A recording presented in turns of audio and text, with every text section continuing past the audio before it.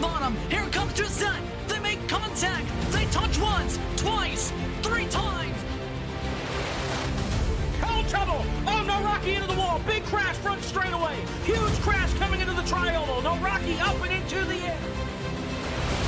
They're beating and banging. Barr on the bottom. Cosman up top. Cosman, I think. No! Briar by 1/1000th of a second. Joseph, no! At the line, Thunhorse pulls the win out at the stripe. Oh, he saves it. What's going to happen here? Here comes the canvas. Get your foot there. He's got it. He's got it. This is going to win.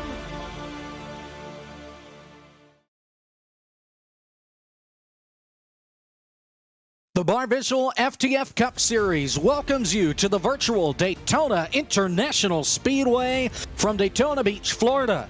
It's the Kick in the Tires 300, the regular season finale for the FTF Cup Series this year, and it should be a good one. We've got almost double-digit number of drivers fighting to get into the playoffs and make the top 16. We'll keep an eye on it. They're all fighting over 2 spots, and that's going to be the main focus of our broadcast tonight, to say the very least. Jacob Pitts and Joshua Lee here with you. Zach Johnson, our producer, from a alternate location, but we're making things work. Gonna be a lot of fun tonight, Josh.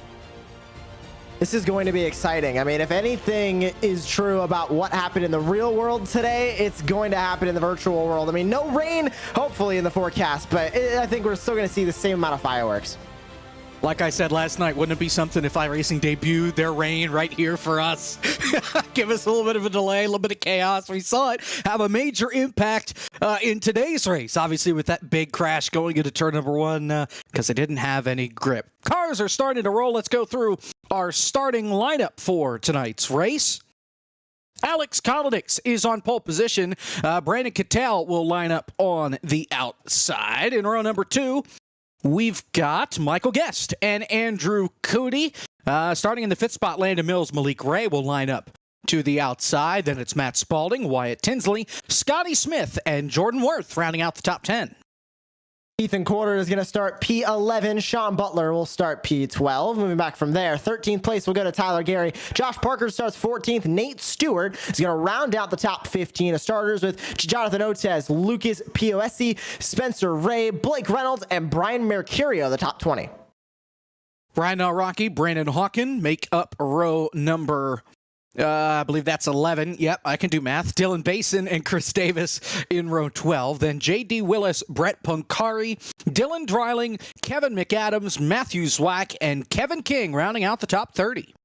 Evan Rice, 31st. Gary Waterworth, 32nd. Justin Malillo, Philip McCandless, and Kane Cook going to round out the top 35. Michael P. Frisch, Nathan Rabidow, Chris Wetz, Michael Cozy Jr., Michael Rosario, the top 40, with Robert Dorman, Seth Noel, Art Reimer, and Seth Eggert, the top 44 drivers ready to go racing. 44 drivers set to go here at the high banks of Daytona. We're glad you're watching for this playoff cutoff race. It's the regular season finale, and you're going to get it all right here on FTF.gg. It's Alex Kolodix and Brendan Hayes Cattell leading us down to the initial start here from Daytona. Kolodix on the outside looking in. Needs a playoff to get into the playoffs. Green flag. We're racing in the Kick in the Tires 300.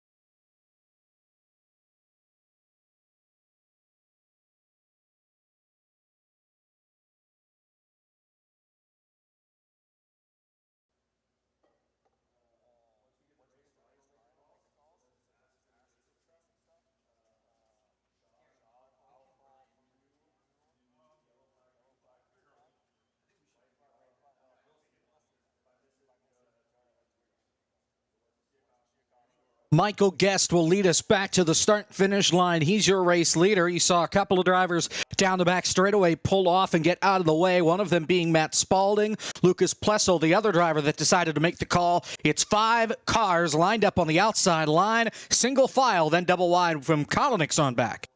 Almost looks about the opposite of what we saw at the beginning of the NASCAR Cup Series race today. I mean, it was until stage 2 that everybody got lined up on the outside line, but here tonight, everybody's eager to gotta keep it smooth. We mentioned how the playoffs are right on the horizon, regular season finale for the FTF Cup Series, and you mentioned double digits of drivers that are trying to get into the playoffs. I think right now, everyone's just trying to survive, really unlike the NASCAR Cup Series drivers were doing early on. They were already fighting 2-3 wide at this point. And Guest is part of a group of drivers that has gone to victory lane this year, but has not met the requirements needed in order to make the playoffs. For FTF this year, you had to make at least 20 starts in order for that win to count. Otherwise, you would have to point yourself in. Guest, Philip McCandless, Dylan Alt, Graham Bolin, Zach Novak, all with wins this season. They do not have enough points. They do not have enough starts in order to make the playoffs. So they're out here, if they're here, just racing for wins. With guys like Michael Cozy Jr., Alex Kolonix, Brett Punkari, Michael Rosero trying to race their way into the playoffs. Cozy 34 points out from Gary Waterworth, who is the cut line. And you can see, of course, names highlighted on our timing tower, of course, meaning different things of where they are in the playoff picture. And right now, that inside line's starting to catch back up. They're about side by side with the 4th spot, and that is Wyatt Tinsley, who is spearheading the inside line, and he's got some good help behind him. He's got the likes of Malik Gray. He's got Landon Mills behind him. He's got Scotty Smith and more. A couple drivers looking to work their way to the back of the field. Kevin King just pulled out a line to the apron in turn 3. And you've got 120 laps up on the board, too. So you've got a long time in order to make this thing work out. As far as stages, I don't have a clue. I'll be completely honest. We'll need to check on that. But nonetheless, 120 laps. Presumably, it might be like lap 30, lap 60, and then the end. That's just guessing. I'm not sure exactly what they are, but we'll find out for you and we'll let you know. In the meantime, side by side for the lead, here comes that inside line led by Wyatt Tinsley.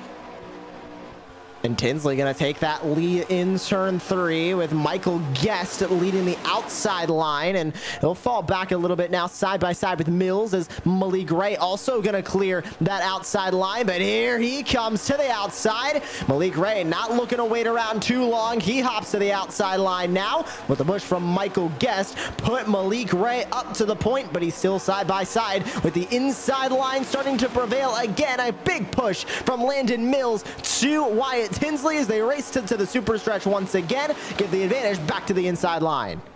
And, you know, Malik Ray always very aggressive at the plate tracks. He's always very fast at the plate tracks. That allows him to be aggressive and puts him at the front pretty much no matter who he's racing around. And it's entertainment when he has to come from the back through the front. We've seen it in Monday Night Racing. We've seen it here in the FTF Cup Series. And he's trying to put on a clinic here, leading that outside line. But Wyatt Tinsley will not go away down on the bottom with help from Mills and Scotty Smith.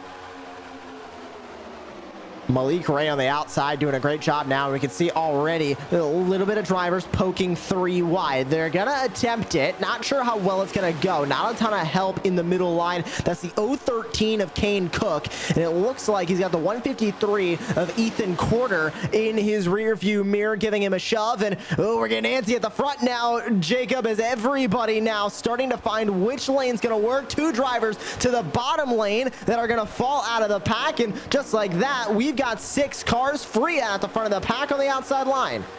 It's the 2 Speed Inc. cars, Josh, that decided to just get out of town. Ryan Naraki one, Kevin McAdams the other. They've seen enough. They're going to get out of the way. They're going to go to safety and let these guys continue to brawl at it, but it's helped separate this lead pack a little bit. Again, 5 cars, single file up on the outside. Then you've got double wide Scotty Smith now leading the charge downstairs.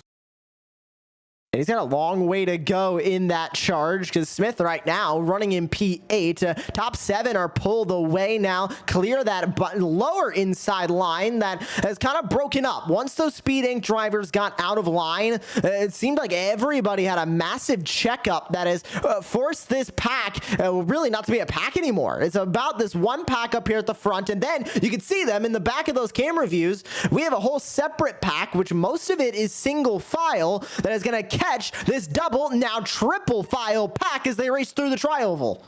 Landon Mills just gets shuffled out of the deck through the middle, almost some stack up further behind with the 84. That's Sean Butler driving in Cosman's machine this week. No Cosman, so Sean takes over as far as owner points are concerned for that number 84 to try and get it into some more races down the stretch. Of course, Cosman in the playoffs. He won here when we were back here in January. Scotty Smith all over the back door of Malik Ray, shoving him down the back straightaway. He gets him clear on the inside, but that's all.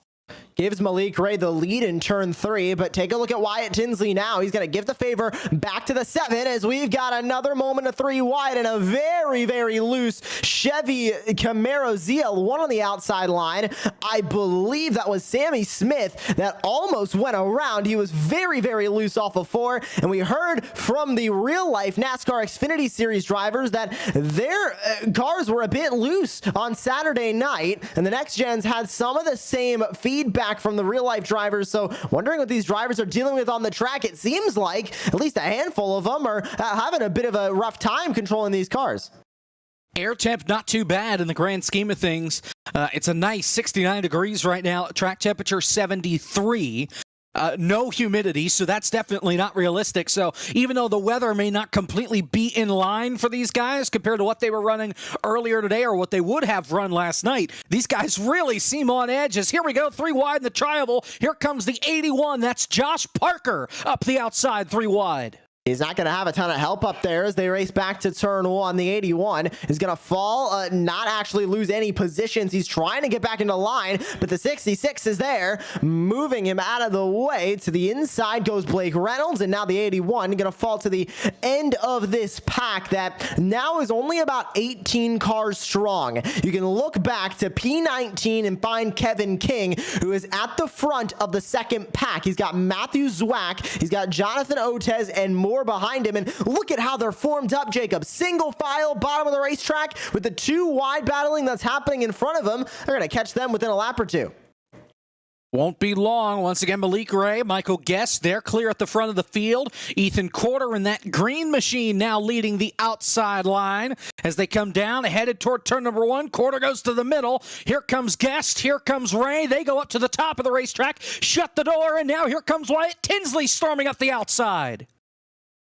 Big move for Tinsley, but a bigger move to the inside as the 153 going to falls back into line as another driver trying to look to the inside. That's Kane Cook, who just made contact with Brandon Cattell. Cattell not happy about that one over the iRacing radio as they go back to side by side, but back to the inside line being the dominant one as Malik Ray leads the pack now. Michael Guest behind, popping out of line. That's Wyatt Tinsley. He's going to have no help as Kane Cook falls back into line. Yeah, I thought Kane Cook for a moment would join that number 5 up on the outside of the racetrack. Did not happen. Now Landon Mills will get to the back bumper of Wyatt Tinsley and try and push him through the outside line. Chris Davis up there in that 2 machine. He joins the party as well, but still Malik Ray, Michael Guest, they're holding their own down on the bottom of the racetrack. Oh, and Malik Ray with a bold move back to the outside as he mirror drives, trying to keep the 74 of Guest at bay. It's not going to work as they work their way through 3 and 4. The 7 back to the bottom, side by side for the race lead. 2 wide all through this pack as Kevin King and the rest still eyeing them down. You can see them now in basically every camera shot. Back to the start finish. 74 is going to lead that lap. That's Michael Guest. And we've still got a long way to go here from Daytona. Wyatt Tinsley pushed out in front by Landon Mills, but here comes Guest storming back on the bottom with Malik Ray right in tow. Same thing with Kane Cook in that 013 machine as they make their way down the back straightaway. That inside line accordions together. Michael Guest kind of backs up to get to that 7 of Malik Ray, and now they'll charge forward once again on the bottom. Outside line prevailing by about 4 cars to the inside. It's Michael Guest in the number 74. And you can see Malik Ray behind him trying to give him some help, but it's not really working at this point. That outside line is strong. Into the inside goes Landon Mills, the 25, looking for the spot. He'll get it on Tinsley, and a big push from Chris Davis behind. They almost stack up. They got to be careful with that, Jacob. Yeah, that was a little risky. Maybe some aggressive pushing out of that too of Chris Davis, but he's going to chase Mills up the racetrack, cuts it back down to the bottom on a dime, and here comes Chris Davis. No flags. Get it, the football reference from the kick six, whatever. He's going to drop back now in that number 2 machine. Landon Mills will lead the charge. Wyatt Tinsley giving him a big push. Josh Parker is clear for 3rd, 3 wide for 4th. Scotty Smith up on the outside. You got Brandon Hayes-Cattell trying to squeeze in line. He's going to get stuck in the sucker hole coming off turn 4. They almost wreck coming off of turn 4. They keep it clean. We stay under the green flag, but 15 laps behind us. But here comes Malik Ray. He tried to look back to the middle, and at this point, Jacob, it's very, very tough to be in this pack because you want to race aggressive. You want to know what your car can do. You want to know what the other drivers are going to do, but you also don't want to get yourself in a position where you're going to end up getting wrecked because we've only completed 15 laps. You don't want to wreck now. You want to be around to finish this race, but at the same time, like I mentioned, you want to be able to know what you can do in certain scenarios, because if you get in those scenarios late and they don't work out, that's going to be even tougher. And no faster pairs for these guys as well. It'll be really difficult for these guys to wreck and keep going unless you get minimal damage. 3 wide throughout the middle of the pack is Kane Cook leads that middle line. The bottom, well, and they're just falling back. Scotty Smith and company, they're just going to drop back through the field, but here comes Cook with help from, once again, that's 7. Malik Ray charging up the bottom looking for the lead. Malik Ray, one of those drivers that is always aggressive, especially here at these plate tracks. But look at the push from Michael Guest behind all over the back bumper of Malik Ray. Common saying, you don't push the pusher, but it seemed to have worked pretty well there for Michael Guest, as that was 3 Ford Mustangs lined up on the bottom. They'll go to the outside now as Kane Cook got a massive shove from Malik Ray that pushed him too far out. Now here comes the pack, and Malik Ray back to the bottom and back to the race lead. Malik Ray might be the only person part of the you can push me while I'm pushing somebody else club. I don't know if there's anybody else on the sim that could handle pushing a car in front and having a car push out back. It is really, really tough, and if anybody's going to have a steady wheel, it's going to be the driver of the 7 of Malik Ray, as now Kane Cook gets a little wiggly down the back straightaway. Michael Guest right behind, and here comes that bottom side. Jordan Worth leading down on the inside. Malik Ray throws the block. Scotty Smith there to push, and some internet issues up at the front. Malik was blinking. Now Kane Cook is blinking all 4.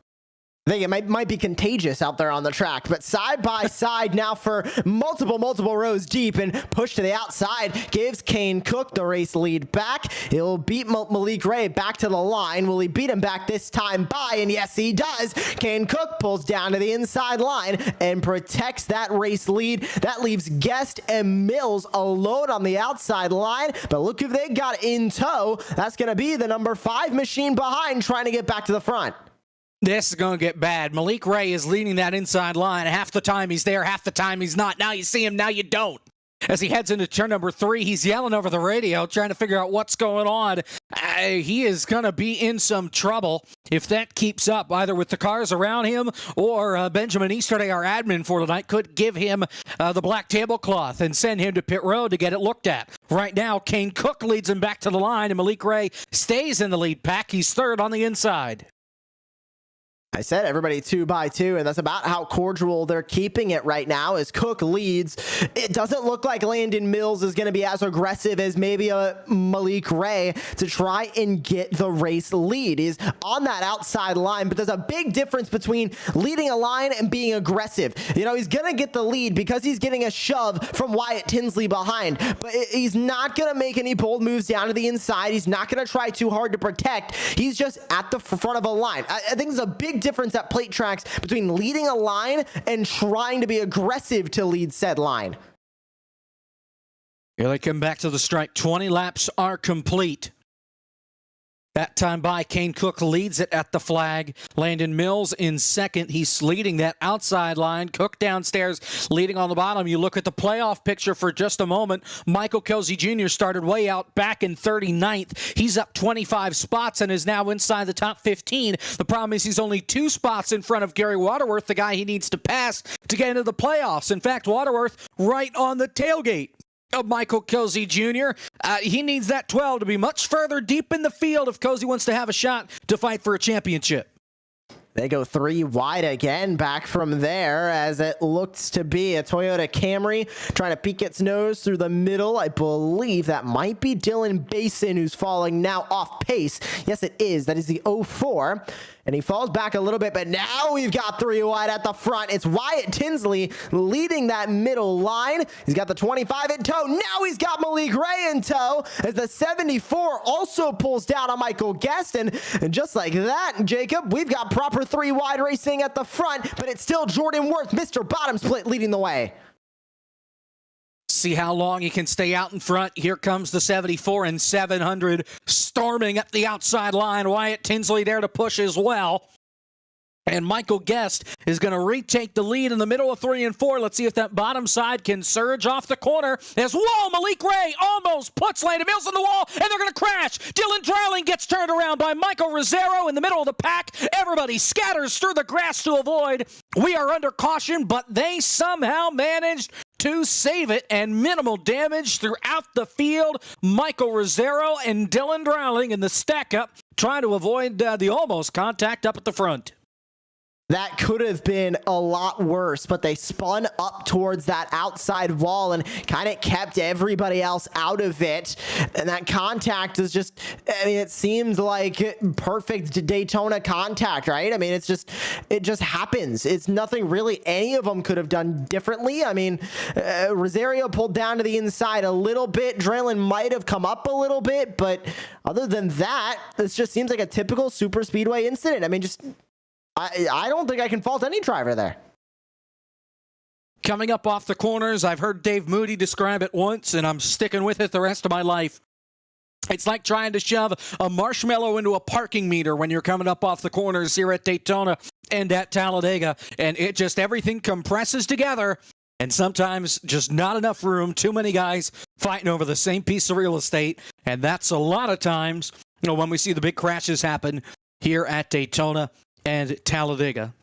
22 laps are complete here at Daytona in the Kicking the Tires 300. Pit road is open, and everybody for the most part is going to come down onto pit road. At least your leaders are. Doesn't look like anybody's going to stay out for the time being as these guys get their first chance to go onto pit road.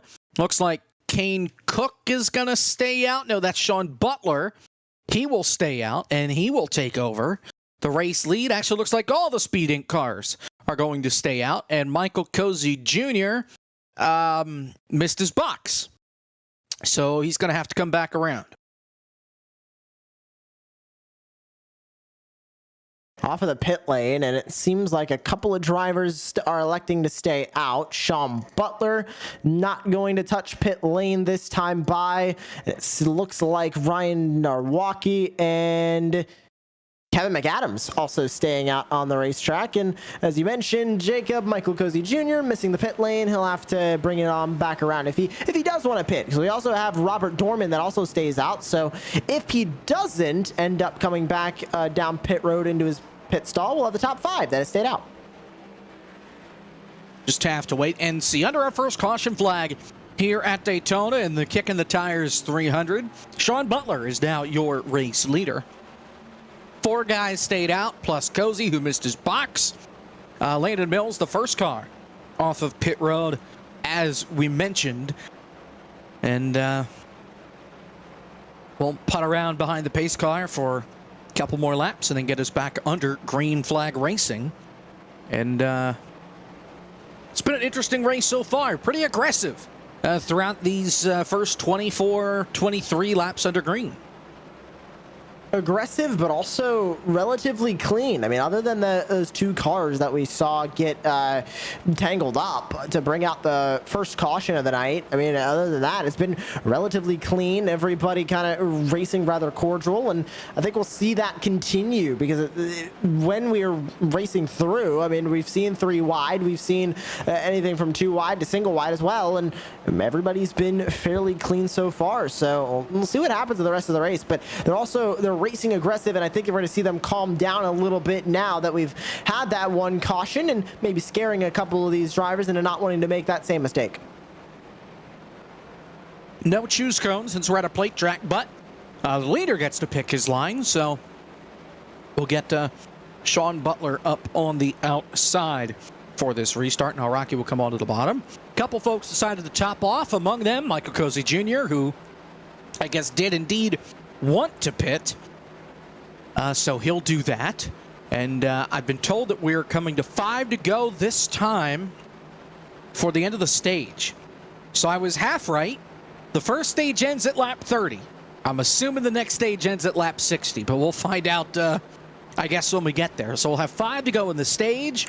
We'll be in the buffer zone in case of a crash, and playoff points could be a factor here, Josh. Again, looking at points, it could have an impact, especially for somebody like Cozy. He really could have used some solid playoff points, being 34 back on Gary Waterworth. Waterworth going to restart 23rd. Cozy restarting now 25th.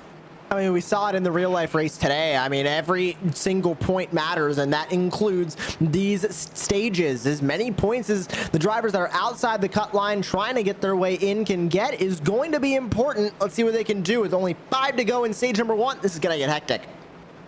Green flag, Sean Butler on the gas. We're back underway here from Daytona. He'll drop down to the bottom, and the 3 Speed Inc. cars will lead that bottom side, and they'll rocket off to turn number 1. Robert Dorman stuck all alone up on the high side with help from Wyatt Tinsley. Already a bold move to the outside by the 26. That's Kevin McAdams. Sean Butler in the lead with Ryan Naraki back from there, and we've got some contact and a driver below the double yellow line. He's able to save it. The 22 of Alex Kolonix goes up to the top side. 4 wide as they enter turn 3. That's way back there with the 66 of Blake Reynolds, Malik Ray, and that Brian Mercurio. They got bottled up big time, and Blake Reynolds just said, yep, excuse me, pardon me, get out of my way, and he charged his way forward, and he's got himself now up into the 15th position. 4 to go. Here comes that 013 Kane Cook storming up the middle with help from Dylan Basin, and now Dorman tries to close the door. He goes up into the outside wall. That outside line falls behind as Kane Cook and Robert Dorman almost made contact. They're able to hold on, and Kane will slide right in line. They bounced off of each other, but they keep it relatively clean as they race back down the super stretch. Top 3 still pulling away. Now here comes Wyatt Tinsley. Help from Alex Kolonix, who is your pole sitter, remember, trying to get back up to the front. And they're now side by side with Kevin McAdams, who is up 24 spots from where he originally started in 28th. Back to the stripe, 3 wide now for 4th. Robert Dorman blinking big time through the tri-oval. Hope he gets it sorted out. Now he's gone. Now he's back. Some smoke, some parts and pieces flying up in the air with him blinking all over the place. He's back for now, but he is stuck right in the middle of the racetrack coming through turns 1 and 2. He's a little bit slower. Malik Ray is there. He's going to peek to the inside, and that 46, if that keeps up, he's going to want to get out of the way in a hurry. Here comes that 013 down on the bottom leading the charge. Kane Cook. And then you've got Landon Mills, who's fallen back in the sucker hole there in the middle. It does not seem like the middle line is going to work at the end of this stage. Maybe it'll come in a little bit later, but we sit now on board with one of the drivers on the inside line and take a look at their POV as well as they race back to the tri-oval. 3rd in line on the inside, a great place to be for the number 22, but now as they race back to turn number 1, another charge from the outside line pushes Butler back to the race lead. Sean Butler out in front now, Rocky, and Kevin McAdams to push him. You've got Kane Cook leading that low line. Michael Guest and Alex Kolonix are there to push him down on the bottom side. Coming to the white flag, this time by in stage number 1. Malik Ray gets shuffled down the line. He goes to the middle. Seth Knowles going to follow him up the middle. Let's see if that 700 can charge his way toward the front. Michael Cozy Jr. has entered the back of this lead pack as well. He could use some stage points as far as the playoffs are concerned. Coming this time, white flag, one more lap to go in stage 1. Malik Ray and Alex Kolonix almost make contact. Sean Butler leads this lap. Will he lead the next one? Caution's out. They're wrecking behind. One car into the outside wall. It's the 00 of Justin Malillo. Another car involves Seth Eggert. That will be the caution. That will be the stage. Evan Rice involved in this crash as well, way back in the field. So Sean Butler will win stage 1 after the multi-car crash at the back of the grid. That happened back in the second pack, and it looked like a block gone wrong. And I'm not sure by who. It was a block that went terribly wrong, and it was the 153 up there that tried to throw a block to keep the lead of the pack, and that stacked everybody up back from there, and some hard hits from Justin Malillo and Evan Rice. Lucas Plessel furious over the radio. He's the one that got blocked, and I mean, he lost it on Quarter after that move. Quarter coming back up. Kevin King involved. Malillo getting a piece of it. Many others. There you see the damage to the Evan Rice machine, all torn up for him. And he'll try and limp it back around. The pace car, the middle of the back straightaway. Sean Butler winning stage number 1. And we are under the caution flag. We normally don't get cautions for stages. It just so happens that they wreck. We get a caution at the end of the stage. Sean Butler, your stage winner here from Daytona. We will step aside. When we come back, we'll recap pit stops if there are any. We'll get the green flag to kick off stage number 2 here from Daytona. We're back after this.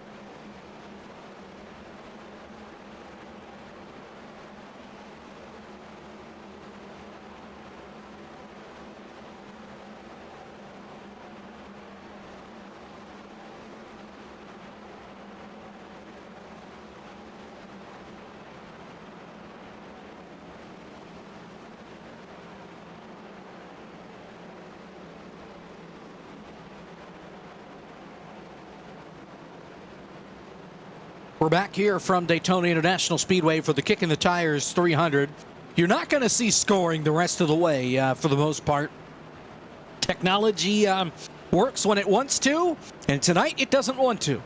So you'll just have to deal with lucky old us. We'll do a rundown here once we get the 1 to green. So I guess, well, right about now. Kane Cook is your race leader. We did have a couple come on to pit road, including the guy that won the stage, Sean Butler. So Kane Cook is your leader. Michael Guest is in second. Andrew Cootie is in third. Alex Kotelnicks is in fourth. Malik Ray is fifth.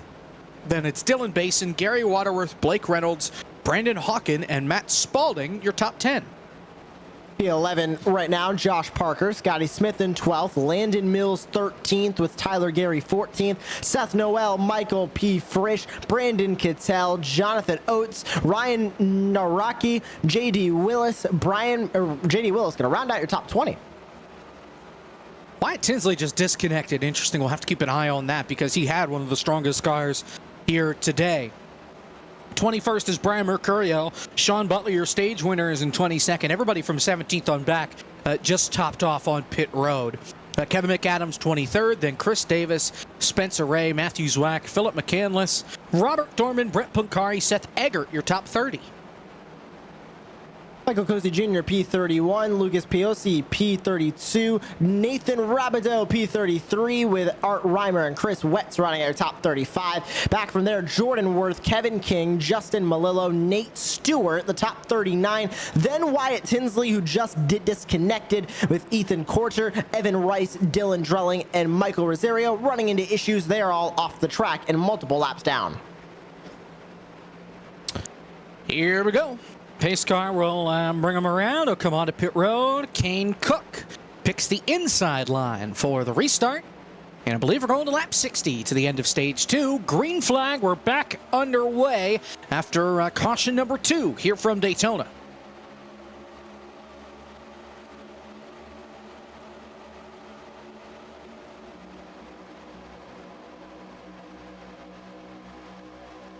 There goes Andrew Cootie. Up the middle, we'll be seeing you. He'll fall back all the way through the field as the field comes off turn number 2. Malik Ray slides up to the high side, and Kane Cook will look in his mirror, and he'll follow that 700 all the way up to the wall.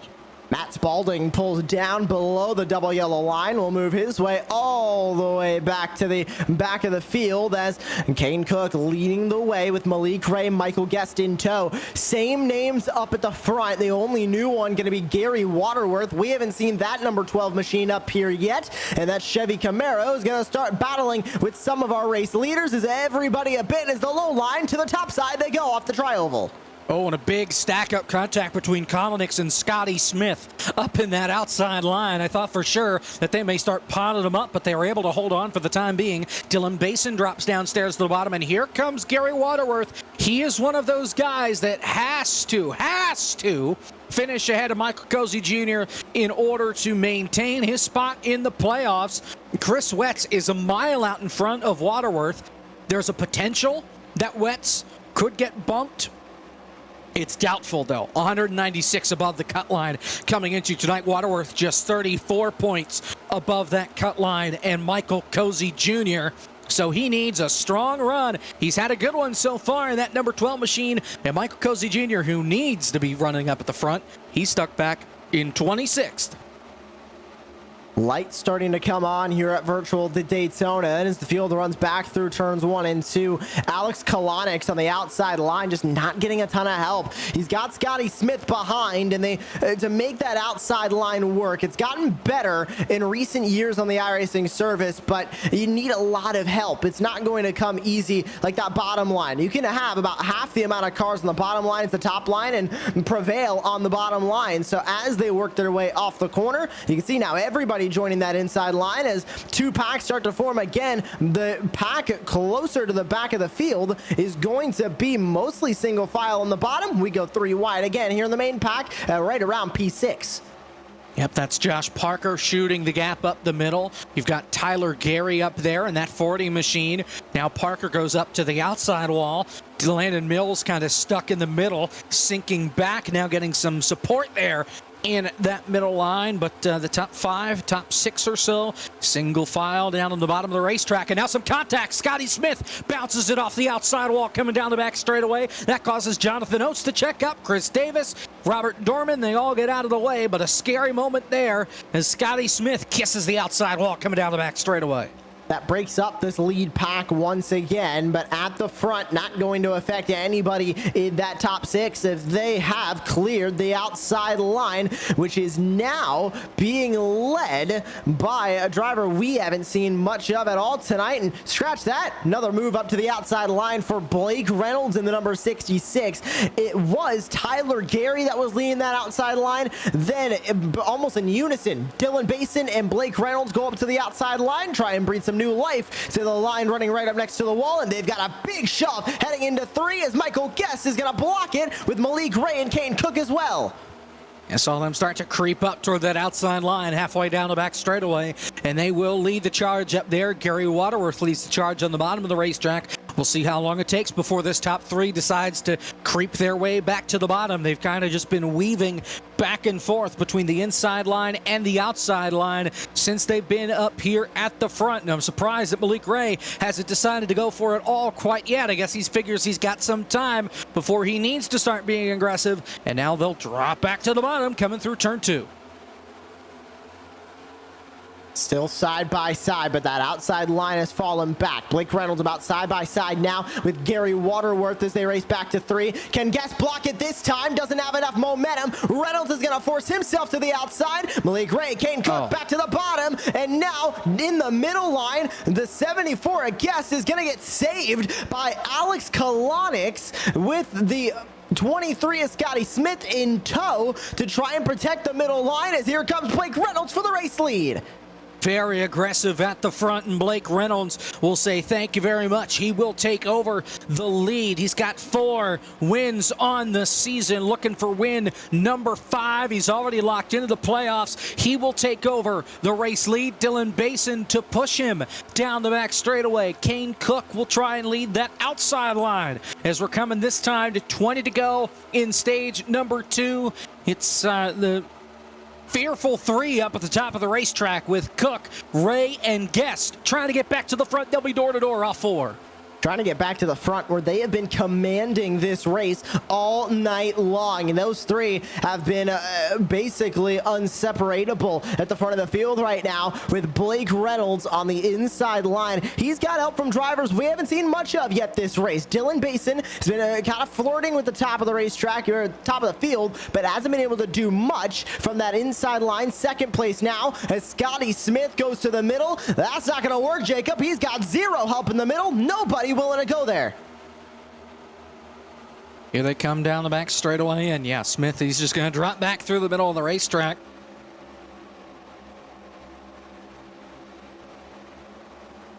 Kane Cook will lead that charge up around the outside. And, you know, Blake Reynolds, he's just stuck on the bottom. Can't really get anywhere. And, well, he's going to try his best. As 41 laps are now complete. How about Matthew Zwack? We haven't talked about him much. He's now trying to go up the middle 3 wide toward the tail end of this pack.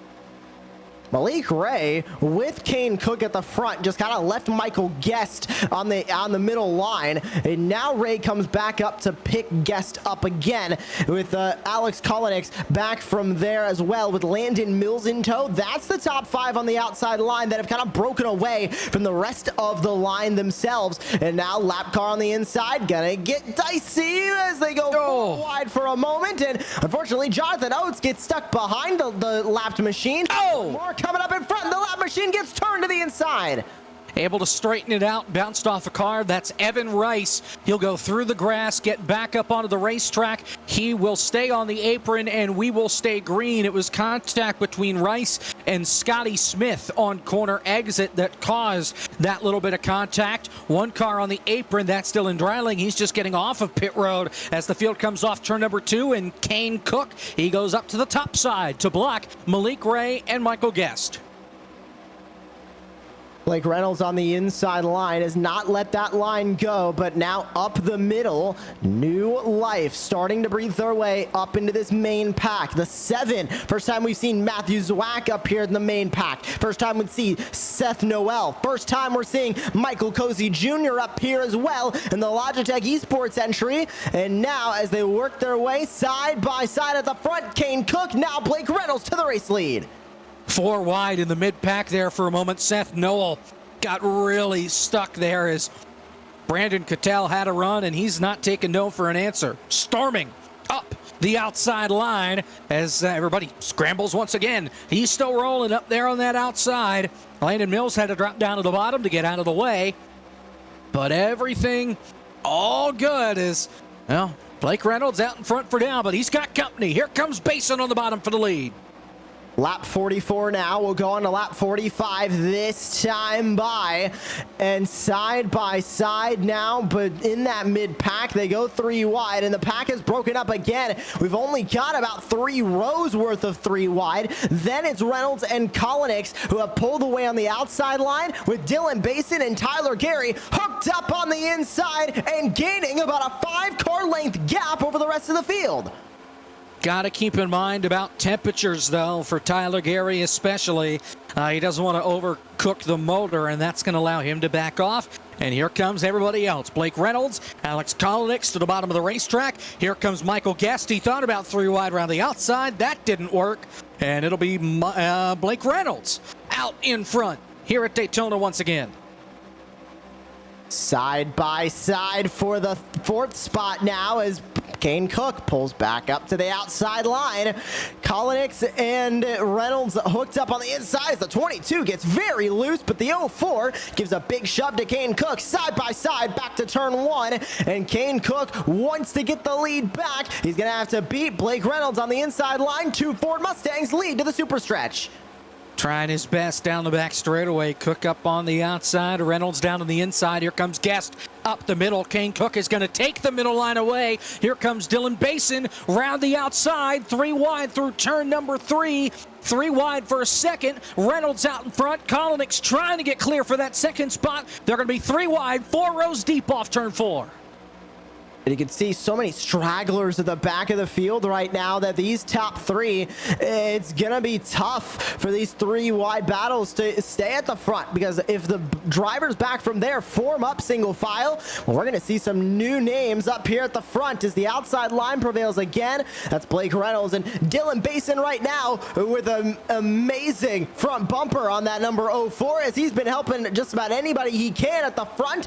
But the 74 of Michael Guest, the 7 of Malik Graham, the 013 of Kane Cook, guess what? They're back, Jacob, and hooked up on the inside line. They are coming down on the bottom of the racetrack. Here comes Cook. He's going to slide up and take the lead right up in front of Reynolds. Reynolds cuts down and goes to the middle. He's going to go 3 wide off the gap. He gets turned into the outside wall. Tyler Gary gets turned around. Chris Davis goes for a slide. Michael Cozy Jr. barely makes it through the contact, and everybody again is going to survive off turn 4. An early caution from Benjamin Easterday. I understand why, but after all of that, everybody except for Kane Cook is able to drive away really in solid shape. They held it together, and I have no idea how. I mean, that was a dead spin, middle of the pack, 3 wide, and we end up surviving that. It was the 013 of Kane Cook that came down into Reynolds, pushed Reynolds up to the wall. Here's the replay off 4. Cook comes down, Reynolds comes up a little bit. There on the wall, Gary gets turned, so does the 2, but they all survived, Jacob. It was just some small spins, some small taps to the wall. I can't believe that they held on to that. That should have been the entire pack, maybe more. And you had a little bit of contact there with Gary and Chris Davis, but they all held on, and a lot of them mowing the grass here on the front straightaway. Thankfully, the splitters can't dig in on iRacing, so they will be okay. Sounds like Kane Cook might be done for the night based off his message in the chat there, saying he had a lot of fun out there on the racetrack, and it certainly looked like it. Pit road is open, and it looks like once again pit road here on the front straightaway going to be a very, very busy place. They have 5 tire sets sitting on pit road, so I'm sure if they haven't used them yet, they're going to be using them here. Some of them, this may be their 3rd time taking tires. Just about everybody into the pit lane, and we don't talk about tires much at Daytona, but they can become helpful, especially if you want to make those aggressive moves like I'll CC Malik Ray, I'll CC Michael Guest on the email. I'm not going to CC Kane Cook because he's out of this race now. But if they want to keep making those aggressive moves, they've got to have some fresh rubber on those Goodyear tires, or else they're going to get too loose and start spinning out like we just saw. It's a great point, Josh. That you wouldn't think tires matter here, especially after they repaved the place back in 2011. But boy, oh boy, tires matter here. And at Talladega, that you've got to get a lot of grip in order to make those bold moves work out. Brandon Cattell is your race leader. Problem is he missed his box, so he's going to have to come back in next time by. So as I mentioned, some unique circumstances for the broadcast tonight. So Josh is wherever he's at. I'm wherever I'm at. And then there's Zach, our producer. He is not in his normal location. That is not his house. Just in case there were any questions. That is the Carolina Esports Hub in Charlotte, North Carolina, where tomorrow night, the Monday Night Racing Pro Series finale presented by Interstate Batteries will be held live. Green flag will be right around 8 o'clock or so. Blake McCandless, Kenneth Bueno, they'll be there. Eric Estep and I will be reporting not from there, but reporting nonetheless throughout the night. It should be a lot of fun. That's on Podium Esports tomorrow at 8 o'clock. There you see Justin Melillo. He is also there. He'll be racing in person tomorrow, as well as about a dozen others, including their championship force. Some familiar names that you may have heard of. Anthony Alfredo, Presley Sora, Colin Fern, James Bickford. They're all driving for the Bob Jenkins Memorial Trophy tomorrow night.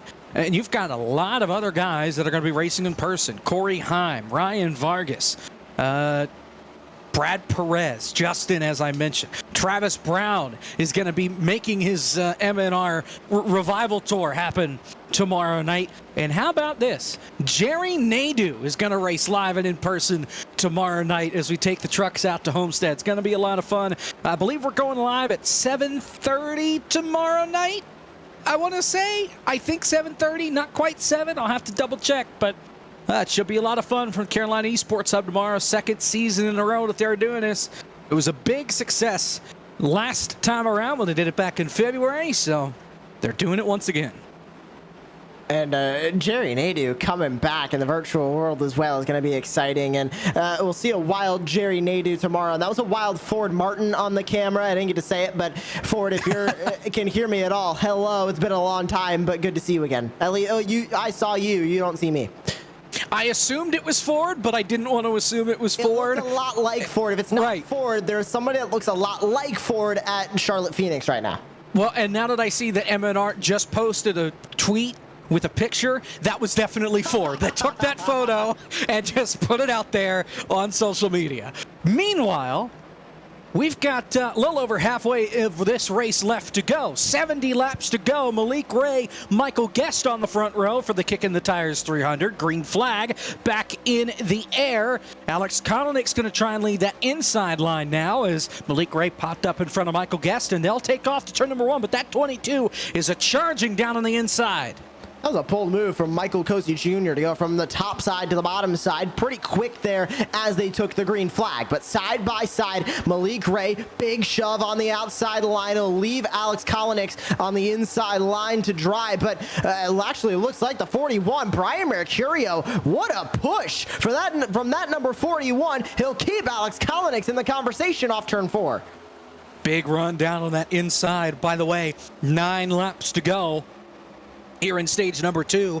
This time around, Malik Ray will lead at the start-finish line. Kolnick in second. Remember the championship implications.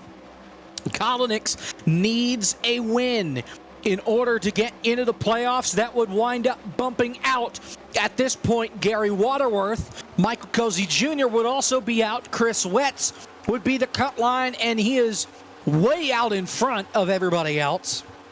And since he made the race tonight, I think he is pretty much locked in at this point, even though he's only running back in the 23rd position. The guys that he's racing with are up inside the top 15. Both Waterworth, actually, he's now in 16th, and Cozy, who's inside the top 10, in 7th. Coming to 7 to go. This time, actually make it 8 to go here at Daytona. Oh, big stack up into the outside wall. Dylan Basin, Brandon Hawken, they hang on. Nobody gets turned around. I thought for sure there was going to be a crash back there, but they sorted out some hard fighting for the lead, though, in turn 1. Kalanick's leading that inside line. He'll have to deal with Malik Ray on the outside. There's trouble! Again, the 7 gets turned on the back straightaway. Everybody scatters. Caution flag is back out, but a 3-car incident that could have been a lot more. A lot of drivers having a free Daytona International Speedway mowing service on the inside. Under caution. I gotcha. Oh, yeah.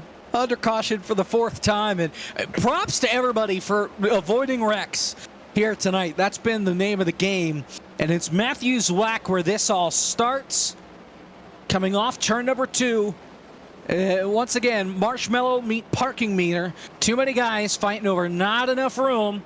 It was Josh Parker that made the contact, as there you saw it, at least the later part of it. Andrew Cody, Robert Dorman all involved. Another angle. It just looked like more simple contact. I mean, the 7 was kind of blending between 2 lines as well. So I think if you're gonna try and put it on anybody, you can put it a little bit more on Matthew Zwack. We'll see what happens with, of course, our FTF Cup Series officials, but at least from what I'm looking at here, Jacob, I mean, it's just kind of blending 2 lines. And when you blend 2 lines, especially at Daytona, I mean, it's not like Talladega, where at least in the corners on the straightaways, you have those dashed lines to kind of tell you what lane to follow. Here, it's a bit more open, and it seemed like the 7 was just a little bit too far up outside of that middle line. Have to see if there is a ruling. We're under caution here for, I believe, the 5th time tonight. Pits will open. We will have another restart here before this stage is said and done. As Malik Ray and most everybody will take advantage. Pit road, Mike Cozy Jr. stays out. So does Kalanick's. 2 drivers with big championship implications will stay out and try and get the stage points here. And see, here's the thing, though. We're gonna go back to green before we end the stage, which means they have all the same chance of losing those spots. I mean, how many times at Daytona or at Talladega we see the driver that's leading 1 lap is outside the top 10 the next? I mean, it's so easy to lose positions. I mean, 1 bad block from Alex Kalanick, and he's fallen back through the pack and outside of those stage points. Gary Waterworth also stayed out. He is in 4th. Chris Wetz also stayed out. He is in 6th. So we've got a huge championship fight here for the cut line on this restart. Aggression certainly going to be high. And remember, this is just for the stage. We've still got almost 66 laps to go here in this race. Yeah, the stage is going to end. We'll end stage 2, but then we have another 60 laps to go from there. So after this stage break, we're still going to have half the race left to run, which 60 laps at Daytona, yes, it's going to go by fairly quick in the grand scheme of things, but it's still a long time. I mean, that's still a lot of time to be racing in the pack, and we don't know how many more cautions we're going to see after this one, and we have an entire 3rd stage left to play with, and still a lot of things left to go. So some other folks will come down and pit here, maybe top off on some fuel before we get it back under the green flag. We'll have a restart with, I believe, 4 laps to go here in stage number 2. Double check, lights are indeed out on the pace car. So we're going to have 4 laps to settle it for stage number 2, and it should be a good one here. Michael Cozy Jr. lined up on that outside. You know, so strong at these plate tracks between Moon Car, Rod Car, all the experience that he has.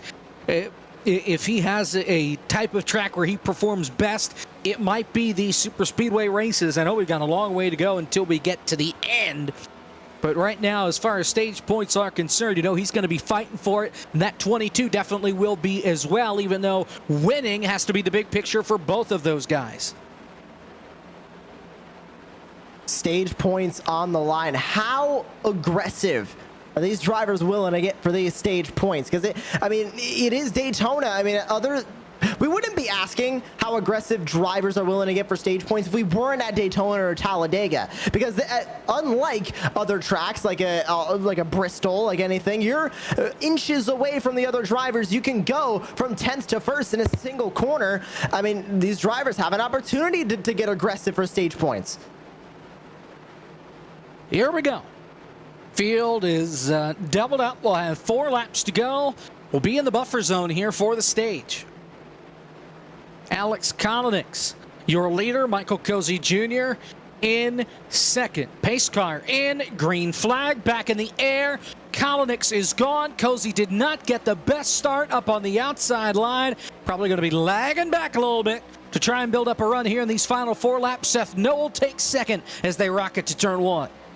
Oh, and Cozy Jr. with an aggressive move to the bottom. He goes side by side with Kolonix through turns 1 and 2, back to the back straightaway, and the Logitech or Altus Esports entry on the inside, trying to lead the way. He'll get split 3 wide. Here moves the 12 of Gary Waterworth back to the bottom. Big for the points. Waterworth knows that he has to get that 99 behind him. He does so right there. And here's Seth Noel on the inside. He will take over the lead. Coming around to 3 laps to go. If Noel can win, he should, I think, be able to get in. I think that's how that works out here with the points. No, he has to be in the top 25. And he is pretty far back as far as that's concerned. I got to check on this. Nonetheless, 3 to go. Here's the looking one. Okay, Jacob, you check on the points while I see what the heck's happening on the track. Whoa! Here. Alex Kolonix tries to throw a block to Kevin King. King goes to the outside, and the team number 29. Kolonix with an aggressive move to the bottom. That's not going to work. He hops the inside curb at the bus stop and is going to get stuck on the inside of the racetrack. He gets back up in front of the 46 of Robert Dorman, but that could have been bad. They're still racing 3 wide at the front with new leader Seth Noel. Brian Mercurio, where did he come from? The 41's up to P2.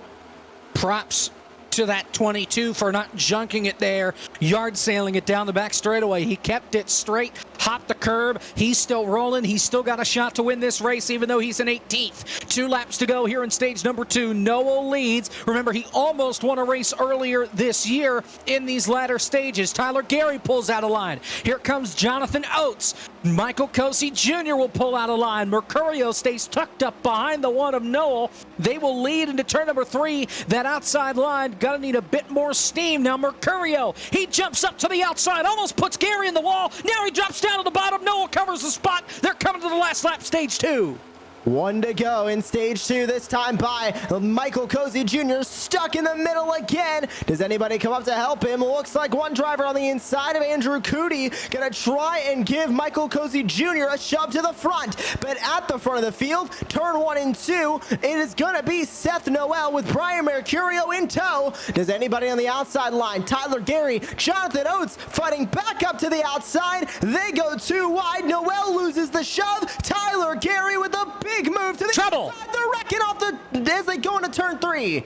They saved it. Gary Waterworth gets drop kicked half a dozen spots, but he saves the race car. The pack splintered apart coming to the start finish line. Tyler Gary up on the outside. Seth Noel down on the inside. This should be coming to the stage, and Tyler Gary's going to hold them all off and win stage number 2 at the halfway point. Seth Noel in second. Jonathan Oates in the 3rd spot. Now, you got to keep in mind, we've just been assuming that this has been the stage cutoff. Nobody has told us what the stage lengths are. We guessed with lap 30, and we were right. We've been speculating here. What's that? We've been speculating about lap 60. Yes. I think we're right. Nobody has given us confirmation on anything. I'm assuming that's the stage now that Tyler Gary has dropped back. If we get told otherwise, send the hate mail to Justin Malillo. Oh, stacking up here. Oh. This pack is broken up again. I mean, we've gotten to the point where it's done this multiple times, and it did it with the attempted wreck. Now we have a pack that is almost single file in the back of the field. A couple stragglers to the outside, but they're formed up. A side-by-side pack up here. One of them bottom line dominant, the other one top line dominant. What's going to happen when they reach each other? Just have to wait and see. Here comes this lead pack just splitting apart. Half go to the bottom. It's Matthew Zwack and Tyler Gary down on the bottom. Oh, and Gary gets loose down onto the apron. He'll hold on. He'll get back onto the racing surface eventually, more than likely behind this lead pack. But Zwack will lead the lap at the line, and Mercurio will pull back out in front as they head back into turn number 1. And that second pack, featuring Malik Ray and others, it has caught this lead pack, and they are flying. Inside line, Matthew Zwack from wrecking on the back straightaway to bring out the last caution, mind you, to now leading the way. He's up 28 spots from starting P29. How about the driver in tow with him, Dylan Basin, up 21 spots. Look to Seth Noel, who we think might have gotten that stage win.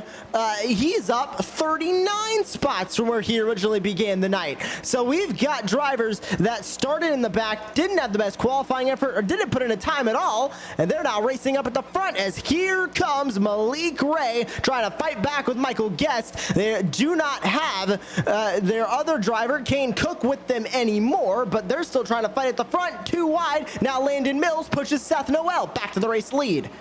Let's see how long Noel can stay out in front. Noel, if he wins, he has to pick up, some 100 and some points to get into the top 25. David L. Brown, who is not here, so that could be easy for Noel. Obviously, those stage points going to help.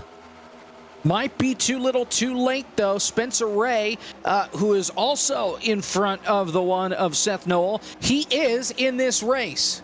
Spencer Ray back in the 24th position for the time being. So Noel, maybe, potentially, still has a shot to make the playoffs if he's able to pick up the win at the end of the night.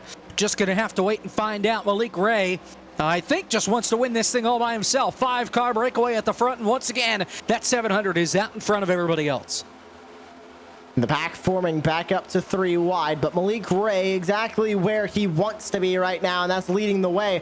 Admittedly, we haven't seen much from them since the end of stage number 1, but where we stand right now, they're gotta be the dominant cars to beat at this point, because whenever they find themselves closer back in the pack, they find themselves right back to the front, and that is relatively quick. So right now, I'm putting my money on Malik Ray and Michael Guest at being the top 2 at the end of this race. What are they going to do if it is that they are the top 2 on the white flag lap? How aggressive is Michael Guest going to get with Malik Ray, and does he turn him for the race win? I think they're just going to try and race each other cleanly. I mean, all bets are off. Neither one can impact really the playoffs. Guest is out, Ray is out. So there's no shot for either of them to make their way into the championship 16. So at this point, they're just racing for wins the rest of the way. As here they come. Oh, Chris Davis gets put 4 wide. He gets down onto the apron. Seth Noel's going to lose a ton of spots. Chris Davis gets back on the racetrack. Andrew Cootie was the one that shuffled that 2 out of the deck. But they're all able to hold on as they charge back to 1. Back through 1 and 2, and now Landon Mills going to be the lead car all the way up on that outside line. They race back to the back straightaway. Another driver down to the inside. I believe that is Matt Spalding. Yes, it is. He's falling all the way back now. What a save by Chris Davis to get back into line. Didn't lose a beat. He's now fighting to get back inside, further up into the top 10. At the outside line, starting to get a little bit stacked up. Now to the inside. Here comes the driver in the middle line, Sean Butler. He had help from Michael Cozy Jr. Not anymore as they pass the stripe. Now Seth Noel will kind of pick up the torch and run with it here up the middle line as they make their way back to turn 1. Malik Ray out in front.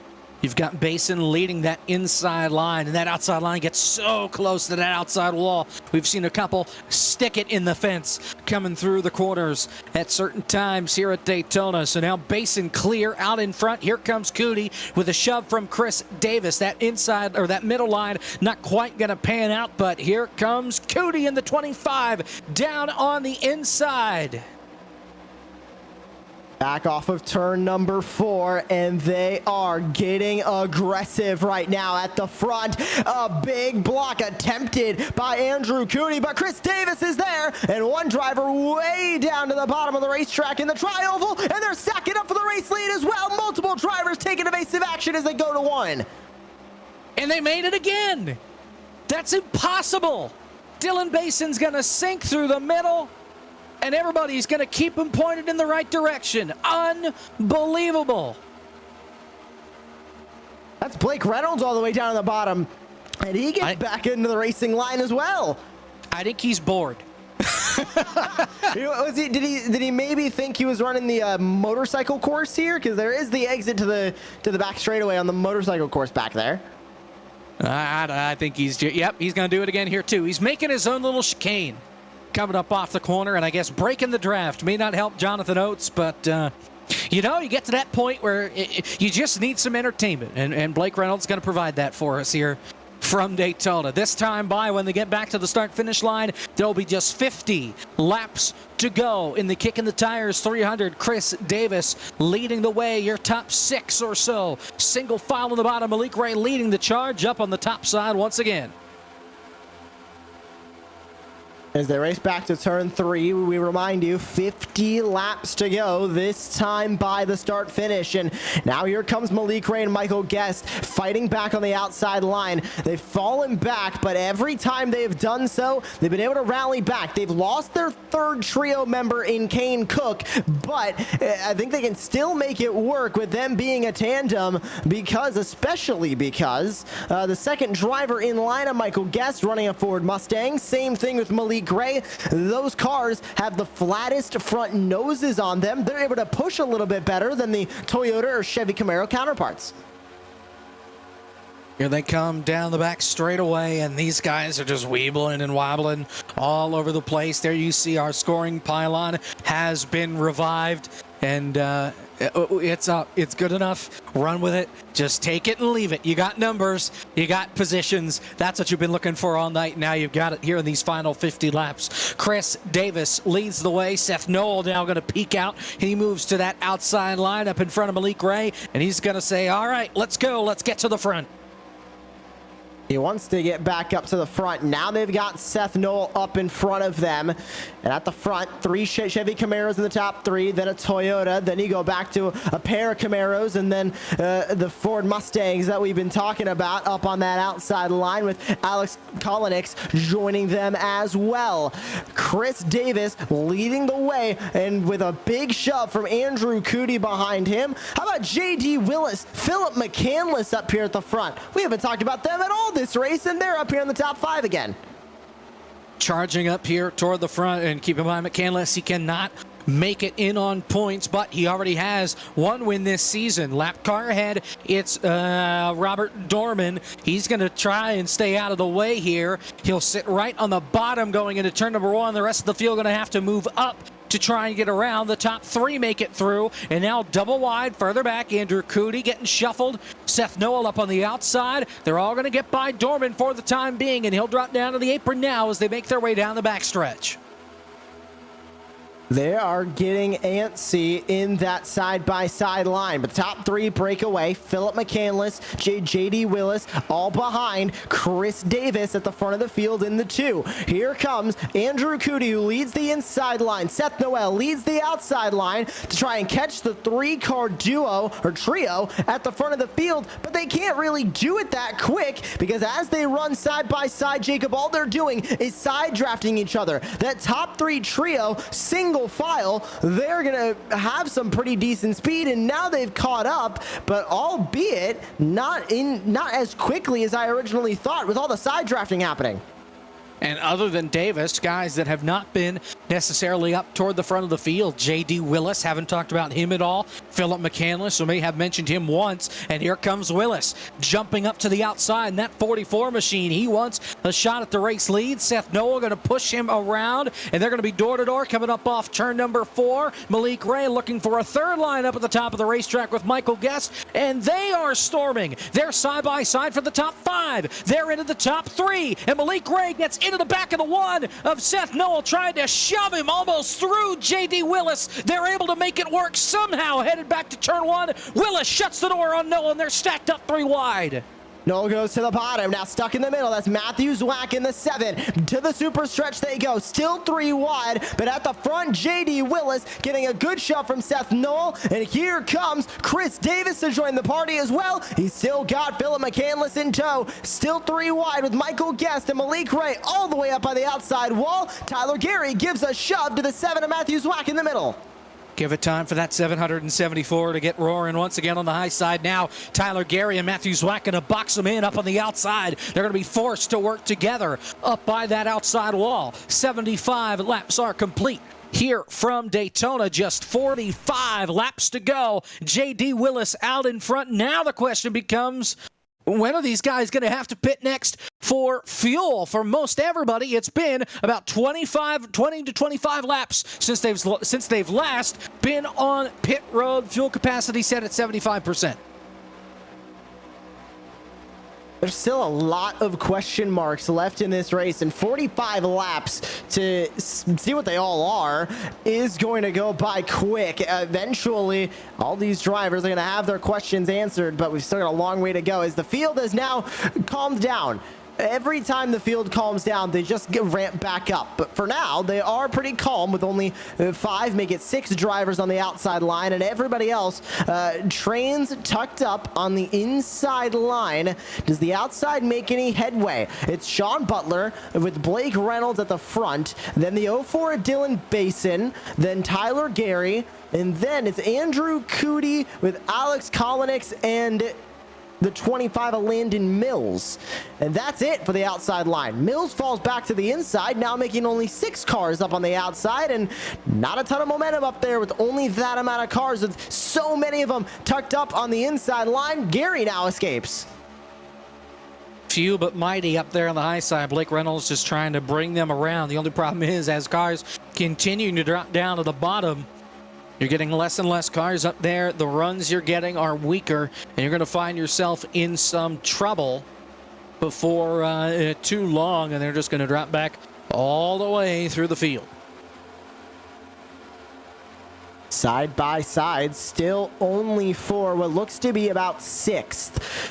Top 6 are pulled away. Now the big shove from Sean Butler to Blake Reynolds comes in. Side by side through turn 3. Now only the top 4 are single file, as the 99 on the inside, Brandon Hawken, another one of these drivers we haven't talked too much about, Jacob, that is now up at the front. And first driver gonna escape to the pit lane, that's Scotty Smith, and he comes in with Chris Wetz to the pit lane.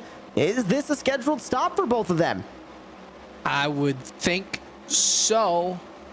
Just have to wait and see with these guys. It looks like it is a scheduled stop for both drivers. Gary Waterworth going to pit as well, and that may explain why we've seen guys drop down to the bottom of the racetrack. It's because they want to have easier access to get to pit road. But now J.D. Willis is up on the outside. He's been shuffled out of the lead. Seth Noel out in front as they pass the Lucas Plessel machine. J.D. Willis gets a little sideways up on the top of the racetrack. They're able to hold on 2 and 3 wide coming off turn number 4, and eventually these guys are going to have to drop back down to the bottom if they do want to make green flag stops.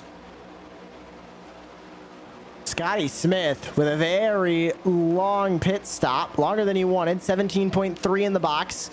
He'll go a lap down. The 12 of Gary Waterworth, 12.9 in the box.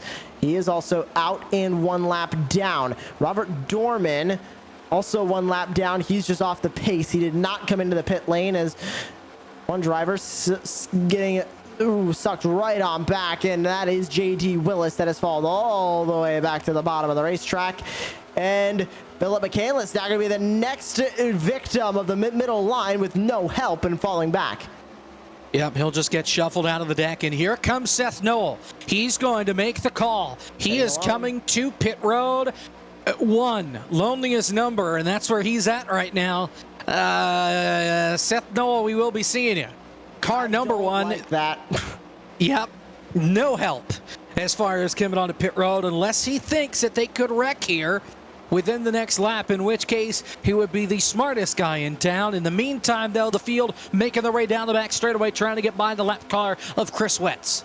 I didn't like it with Wetz or with Smith, with Waterworth either, because I mean, for at least for Smith, he's got Waterworth behind him, but it's only one car. I mean, you have to pit with other drivers at this track, or else if God forbid we do go green to the end, you're out of luck, as now only 2 drivers go into the pit lane. That's Michael Cozy Jr. and Alex Kolinix.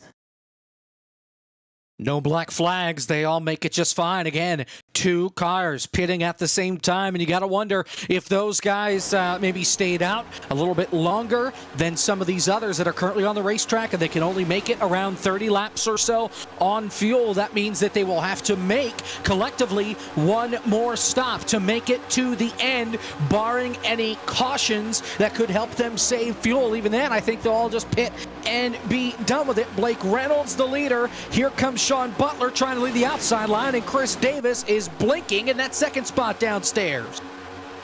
Who comes into the pit lane this time? No takers. Sean Butler, Dylan Basin push their way back to the race lead. 38 to go. Everybody's still gonna have to pit at this lead pack. And an update on Seth Noel. Absolutely no help, and I think we might be able to just barely see that black and blue number 1 off the nose of who we're on board with right now, and Brandon Hawken. And there you see him, just up the road as he enters turn 3. The field is almost there. Sounds like some are going to be making the call here to pit this time by, mostly toward the back half of the field as they come off turn 4. Let's see who decides to make the hard turn. Nobody really in this lead pack. It's all further back through the grid. So those calls for pitting over the iRacing voice chat was Jordan Worth and Brett Puncari, who are in their own duo tandem draft, 23rd and 24th. As the lead pack exits turn 2, they're exiting turn 4, now going to the pit lane. Justin Malillo, Seth Eggert, and others, they were in their own separate pack. They just pitted as well. Came off pit road. Matthew Zwack says he's coming in this time. Sean Butler says he's going 1 more lap. Blake Reynolds also going to stay out. Here we go. Anybody coming from the main pack? 1, 2, 3, and that's it. Expecting everybody else to pit next time by. Lots of varying strategies, and unless we get a caution, this is going to break up the entire pack as Zwack, Davis, and Cootie come in. We'll see what happens as the field makes their way through turn 2. They will pass and lap Michael Cozy Jr., but it looks like much of this lead pack, if not all of this remaining lead pack, is coming to pit road this time by. That'll be lap 30 on this fuel run. Keep that in mind. If they need to pit, if they're going to run out in another lap, they're going to have to pit 1 more time to get to the end. Hawken, Gary, they will all stay out. Here comes much of the lead pack flying onto pit road. Hawken stays out. Gary stays out. Cattell, Naraki, McAdams, and more. But from, it looks to be about 8th on back, everybody else is in. 4 drivers left, at least in this lead pack. Now, one of them a lap down. Make it 2 of them, the 22 and the 1. They're both a lap down. You've got Naraki, Adams, Frisch, and Stewart. They're all in a pack. They have to pit. They're with Cattell. Here's the lead pack. Hawken and Gary, they're coming in this time. Look back a little bit further. Here comes Frisch. Here comes Nate Stewart. Tyler Gary has a black flag. Tyler Gary speeding onto pit road. He is going to have Actually, he drop kicked the cone. I think that might be where the black flag came from. Yeah, might be speeding as well. He actually got into the back of Hawken, trying to get into his box. So trouble for the 40. That's going to put him more than likely a lap down and out of the lead pack. How about Brandon Kittel, who is now leading this pack? Ryan Naraki and Kevin McAdams in tow. And this group has been running together pretty much the entire race. And now, moving to the outside goes Kittel. Does anybody else pit? Naraki pits, McAdams pits, and Kittel pits. So that puts to the net race lead. Kittel! Kittel's into the grass. Overshot pit road. Black flag also for Brandon Hawken trying to get onto pit road. He may have sped because Tyler Gary got into the back of him. I'm going to recheck the replay and oh no, Hawken just absolutely overshot it. Caution! Caution's out! Philip McCandless and Michael Guest with JD Willis get torn up in turns 3 and 4. And with 33 to go, how about this, Jacob Hitz? Changing everything. A checkup on the back straightaway. Malik Ray got turned almost by Blake Reynolds. He saved it. Everybody else checked up. Some guys did not, and it winds up with Michael Guest into the outside wall. We'll get a replay. This changes everything. Here's the replay. You're going to see the 7. He gets turned there. Everybody checks up. Willis into the back of McCandless, into the back of Michael Guest. Yeah, Willis just had no idea what was happening in front of him. And can you really blame him, though? I mean, you can't see more than the driver that's in front of you. And he can't tell that entire checkup's happening. I mean, if he has a live iRacing spotter, maybe. But if he's using a spotter pack, he's not going to know that checkup is happening, especially with no call over the iRacing voice chat. I can't blame JD Willis in that incident at all.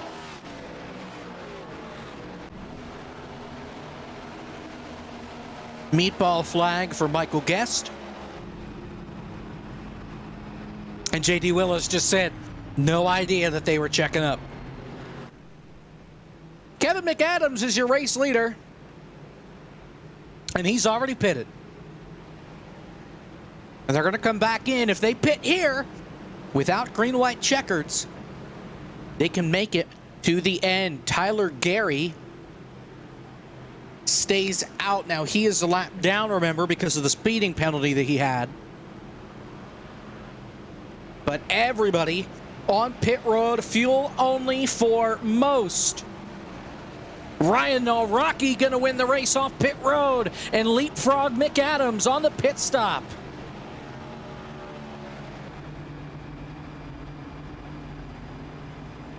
Butler, Mills, Mercurio, your top 5 off the pit lane.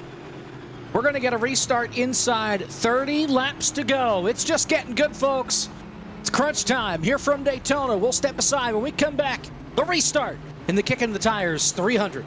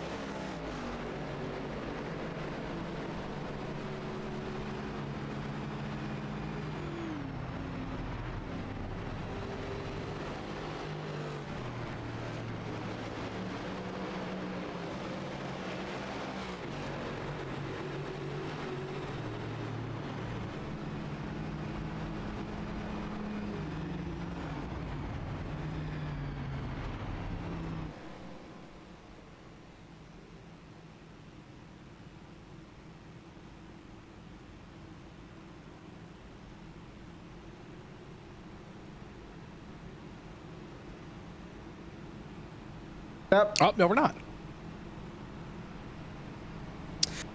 All right, well, we're back here from Daytona. Half the field just got a black flag, and we're trying to sort all that out. I believe it was passing under the yellow or entering a closed pit. I'm not sure, but they have extended the caution to try and sort that mess out. People pitted, then people pitted again to try and make it to the end on fuel. As I mentioned, we're right on the cut line, basically, as far as making it to the end on fuel. So Ryan Rocky, Kevin McAdams, and the crew, they decided, well, we'll just pit again here and take some more fuel. Try and make it to the end, and they might do it this time by as well. Landon Mills is your race leader, and now Frisch is going to decide to maybe not pit. He'll stay out. So there's a lot of confusion right now. So we had a good handful of drivers get black flagged. It seemed like either there was an error in the iRacing system or something happened that pit road was actually closed, and a lot of people got black flags for pitting under a closed pit. Now they're trying to figure out exactly why they had the black flags, and also there's a couple of drivers I think still have black flags that they're trying to get sorted. Well, right. So those guys that have black flags now, they just pitted. They just came onto pit road.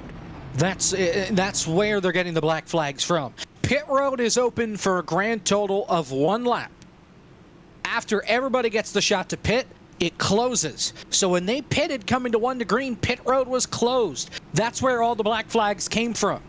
So then Ben cleared them, and now people are pitting again, and it's getting cleared again. That's the issue here.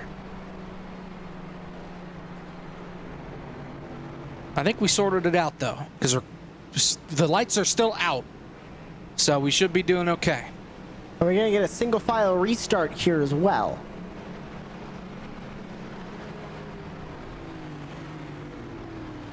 Okay. So it's single file because I think the way the caution worked with everybody pitting, it has everybody as end of the longest line, so they're just making one long line.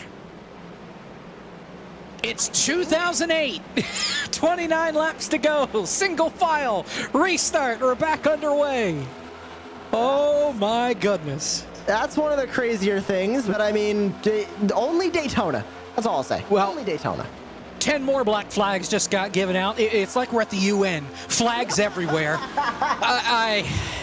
They've all been cleared. I think people got black flags for jumping the start. Nonetheless, we're rolling. We're playing the feud. 29 laps to go. Landon Mills is out in front, and it's about a 7-8 car breakaway at the front of the field as they make their way to turn 3. Feels the FIA would be a sea of no investigation necessaries, but here we're actually giving out black flags. So Michael Cozy Jr. tucked in behind Landon Mills, and we'll mention the names of the timing tower now. If they're highlighted in green, they're locked into the playoffs. In yellow, they are in based on points. So Mills and Cozy Jr., all that a win will do for them, Jacob, is just solidify their chances into the playoffs. But right now, I think their main goal, their main goal is to win, but their second goal is also to not wreck out and miss out on the playoffs due to points. If Landon Mills wins this race, Landon Mills is in the playoffs. He's on the outside looking in. So is the 99 of Michael Cozy Jr. Cozy is at least close to the cut line. For a guy like Mills, he's going to have to win this race in order to make the playoffs. 489 points back on the cut line. He's got to win tonight, and right now he is doing that out in front of Cozy, Matt Spalding, and the rest. Coming to 27 to go. Are these drivers good to the end on fuel, I think is one thing. They all pitted, so I believe everybody's going to be fine. But with 27 to go, if we do get another yellow flag, who's going to pit? Because will tires do them any good? And they're not going to need fuel. How about that? At the edge of this pack, they're already starting to go 3 wide with the 12 car, Gary Waterworth in the middle. Nobody willing to do that just yet. Here they come through 3 and 4.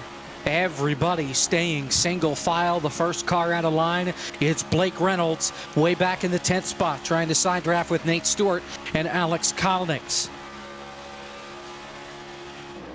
Saw that view of a very, very focused Justin Malillo as he sees Blake Reynolds trying to go to the outside line, and he's got some help with him from P8. Top 7 break away on the inside line, but here comes Blake Reynolds, Pancari in tow. He's got Zwack with him, he's got Gary with him, and the big shove from Pancari. Here comes Blake Reynolds with a full head of steam into turn 3 from 8th to 4th on the back straightaway. And here they come up now to 3rd. Pancari, he's another. He wins, he gets into the playoffs. The guys that win and they're in: Cozy, Kalnick, Pancari, Rosero.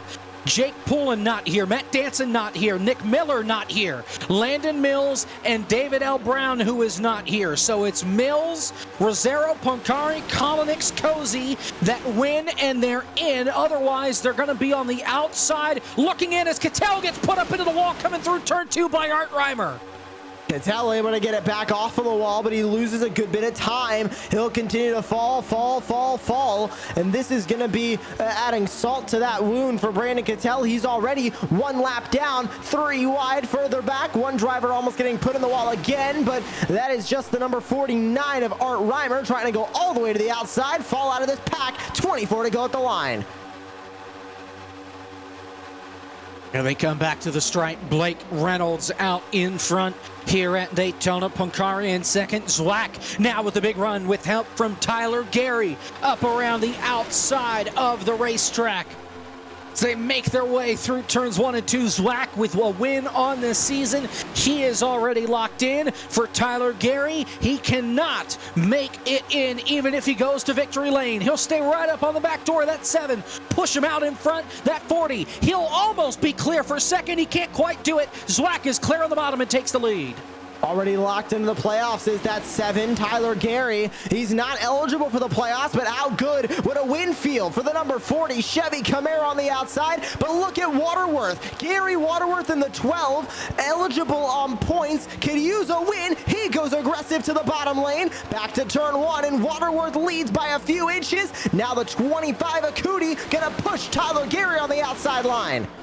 Reminder for those of you just joining us, if the name of the driver is in green, they are locked into the playoffs. If they're in yellow, they need to go to victory lane more than likely in order to get themselves in. For Waterworth and for Chris Wetz, they are on the bubble. Other than that, you've got to really outperform them, if you're Cozy at least, to outperform Waterworth in order to leapfrog. Otherwise, you got to go to victory lane. Waterworth trying to seal up that last spot by winning it all. Little stack up further back.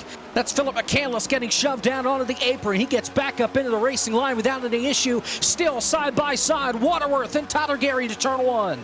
Side by side through this entire main pack. Looks like we're running pace laps at 200 miles an hour. Down on the inside, that's Gary Waterworth with Tyler Gary on the outside. They push back to the back straightaway. No lane getting that much of an advantage. Gary's clear. He pulls to the bottom lane, and the 40 now leads. Andrew Cootie stuck on the outside line now. He'll have Alex Kalnick behind him. Look at all those yellow names in the top 10. Kalnick, Waterworth, Pancari, Mills, Cozy, they've all got a chance to win here at Daytona.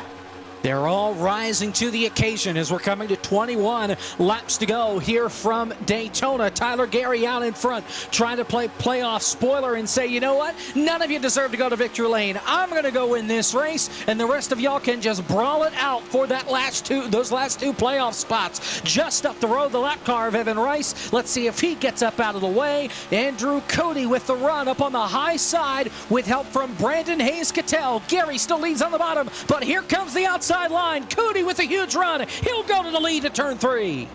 Cootie with help from look who's back, Brandon Cattell. Remember, that 80 is not running for position. He is 1 lap down, so all he can do is get his lap back here. He is just going to be stuck in between now the 25 and the other 25, a Landon Mills, who is in tow behind him as they race at the front of the field. Kevin McAdams almost got put in the wall. Matthew Zwack almost got into him. Alex Kolnix, I believe, was the other one that almost got into him. A hairy moment there through the tri-oval, but they all get it sorted out. And Andrew Cootie now leading on that outside line. The inside line falling back just a little bit. We're inside now, 20 laps to go as we ride on board Brett Punkari. Cootie pulling away ever so slowly coming through turn 3. Back to the tri-oval they go, and Cattell moves to the bottom. Remember, that's not for the race lead. Cattell 1 lap down. Cootie now with Landon Mills tucked up behind him. Look at how much this top 5 has now changed. Naraki locked into the playoffs, sits in P5. Landon Mills now the only driver within this top 5 that is eligible for the playoffs that is not currently locked in. What is Mills gonna do, and when is he gonna get clear of Brandon Cattell? Will he take to the inside line? No, he stays tucked into Andrew Cootie with Spalding behind him. Oh, here he goes. Now he drops to the bottom. Big push from the 80. Here comes Landon Mills. And Mills will go out in front of Andrew Cootie. And Landon Mills, who needs to win, he will go to the lead. Now Cattell jumps up to the outside line, coming to 18 laps to go. Landon Mills going to lose the lead again as they cross the stripe. 18 laps left from virtual Daytona, and Landon Mills trying to fight on the inside line. Tyler Gary, he's got him in tow. But to the middle line, here comes the middle lane trying to form up. That's the 7 of Zwack going to the inside. He is not going to have any help. Falling in the middle now is Zwack. He's going to lose a ton of spots down through the sucker hole and down the back straightaway.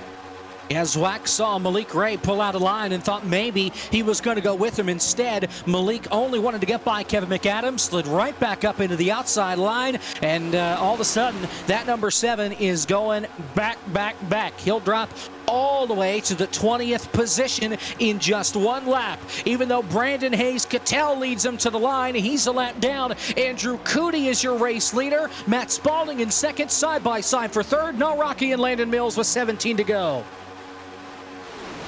Cootie and Spalding, the top 2. They're clear of Mills on the bottom. They've still got Brandon Cattell to try and deal with down the back straightaway. Do they try and push Brandon Cattell to get out of this pack? No. Cootie gonna stay tucked in behind the 80 and get a huge gap over the rest of the pack. But look who's back in the fight. Malik Ray to the inside line right in front of Landon Mills. You knew it was coming. You knew that 700 Ford was going to find a way to rise up to the top of this field and try and have a shot. If he didn't wreck by this point, he's had one of the fastest cars all night long. The guys he's been working with, Michael Guest and, Cook, and that was 035. They've all been involved in accidents, and here comes the 700. Malik Ray to the lead. Landon Mills will try and take over that second spot. Can't quite clear the outside, coming down the back straightaway. Malik Ray back to the race lead as they go back to the top side and back to turn number 3 and 4. Landon Mills on the inside. He's got Andrew Cootie to his outside, and then the thorn at everybody's side right now is Brandon Cattell. He's a lap down and just kind of blocking all the drivers around him that are on the lead lap from really fighting for this race win. Yet some of them can use Brandon Cattell as a tool, maybe to try and get a little bit more of a push. But as far as Malik Ray is concerned, look, he just went up to block Brandon Cattell and moved Landon Mills to the bottom lane and Mills to the race lead. Here comes Tyler Gary back on the bottom of the racetrack. They'll be side by side for the lead down the back straightaway. And Malik Ray trying to ask the 25, Landon Mills, to go to the bottom. Malik will follow him. They're plenty clear down there, and I think these two maybe going to try and work together in the latter stages of this race. Landon Mills needs a win in order to get into the playoffs. He's out in front, coming to 14 laps to go. That is exactly what is at stake for Landon Mills. But look at Gary Waterworth. He's back into the top 4. Is he going to clear Brandon Cattell? What's he going to do if he gets up to that outside line? He's got Tyler Gary in front of him. I don't think the 40s willing to sit in third either. So as they work their way through 1 and 2, Brett Punkari still has a shot. Michael Cozy Jr. is up here. There's a lot of names looking to lock themselves into the playoffs as they race to the back. Lapped car out in front. It's Evan Rice. He pulls down onto the apron. He gets out of the way without any issue whatsoever. Landon Mills out in front. Malik Ray in second. Tyler Gary had a run. He's going to stay right in line on the bottom of the racetrack. Here comes the top side once again. Kittel leading that outside line, and I'm sure Andrew Cootie would love to have that outside line all by himself. That lap car, it may help trying to pull them around, but he just gets in the way as far as racing for the lead because it's one more car that needs to get clear of Landon Mills before they can move anywhere in this racetrack. 13 to go. Back through 1 and 2, and now Mills is in control of this field. You think about Malik Ray. Every time he has been up here at the front, he has had a teammate to work with. I mean, Malik Ray has been working with Michael Guest. He worked with Kane Cook. Where are Michael Guest and Kane Cook? Oh, 39th and 42nd, both in the pits out of this race. So as far as Malik Ray is concerned, he's got no help that he can really trust up here at the front. I mean, he's worked with the same people for the entire race. Now he's got to trust people that he has not drafted with yet. With 12 to go, he's missing that trust at the front that made him so confident early on. And right now, he's just looking for that trust out of the 125 of Landon Mills.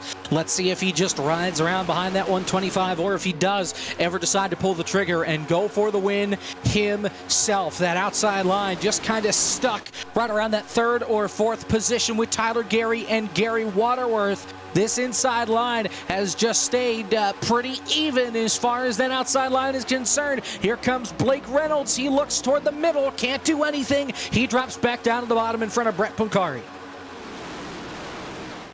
To the front straightaway. And the 125 of Landon Mills is in the race lead. 2 by 2 for the majority of the field now. Only top 2 gonna pull away. I mentioned Malik Ray not having anybody around him to trust, and I think the only driver he really can trust right now is Landon Mills. As weird as that sounds, he was the one that told Landon to go to the low side, and well, that's exactly what Landon did. He could have stayed up, had the momentum on the outside line, but no, he followed Malik Ray to the bottom lane and now has been drafting with him for the last handful of laps. I think Malik Ray is gonna have to work with Landon Mills as Tyler Gary just tries to get clear of Malik Ray. All these drivers back here, not a ton they can do, as we see on board with Justin Malillo, crowd forming behind him at Charlotte Phoenix headquarters.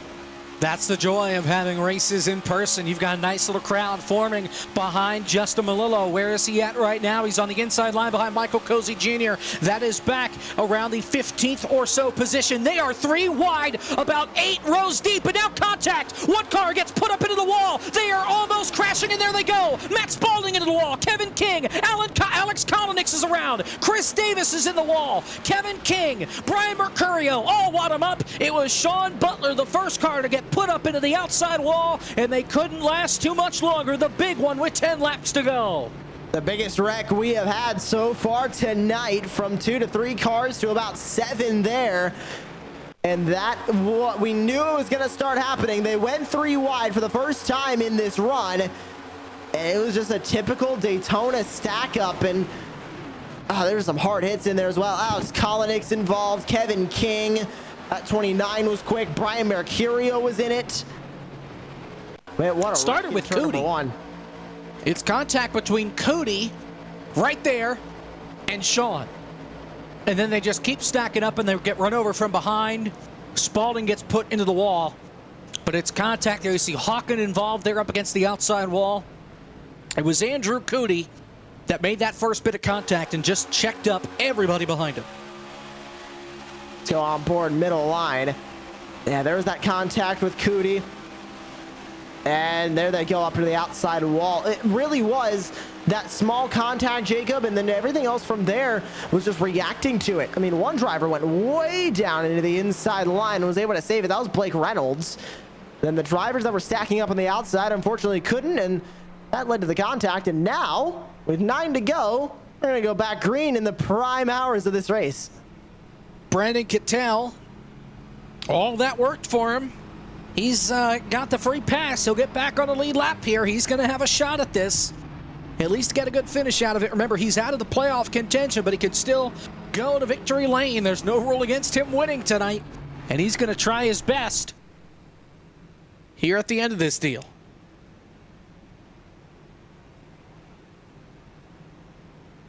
admittedly. Nobody really at the front coming into pit. That's a handful, actually. More than I thought. Yeah. Tyler Gary's in.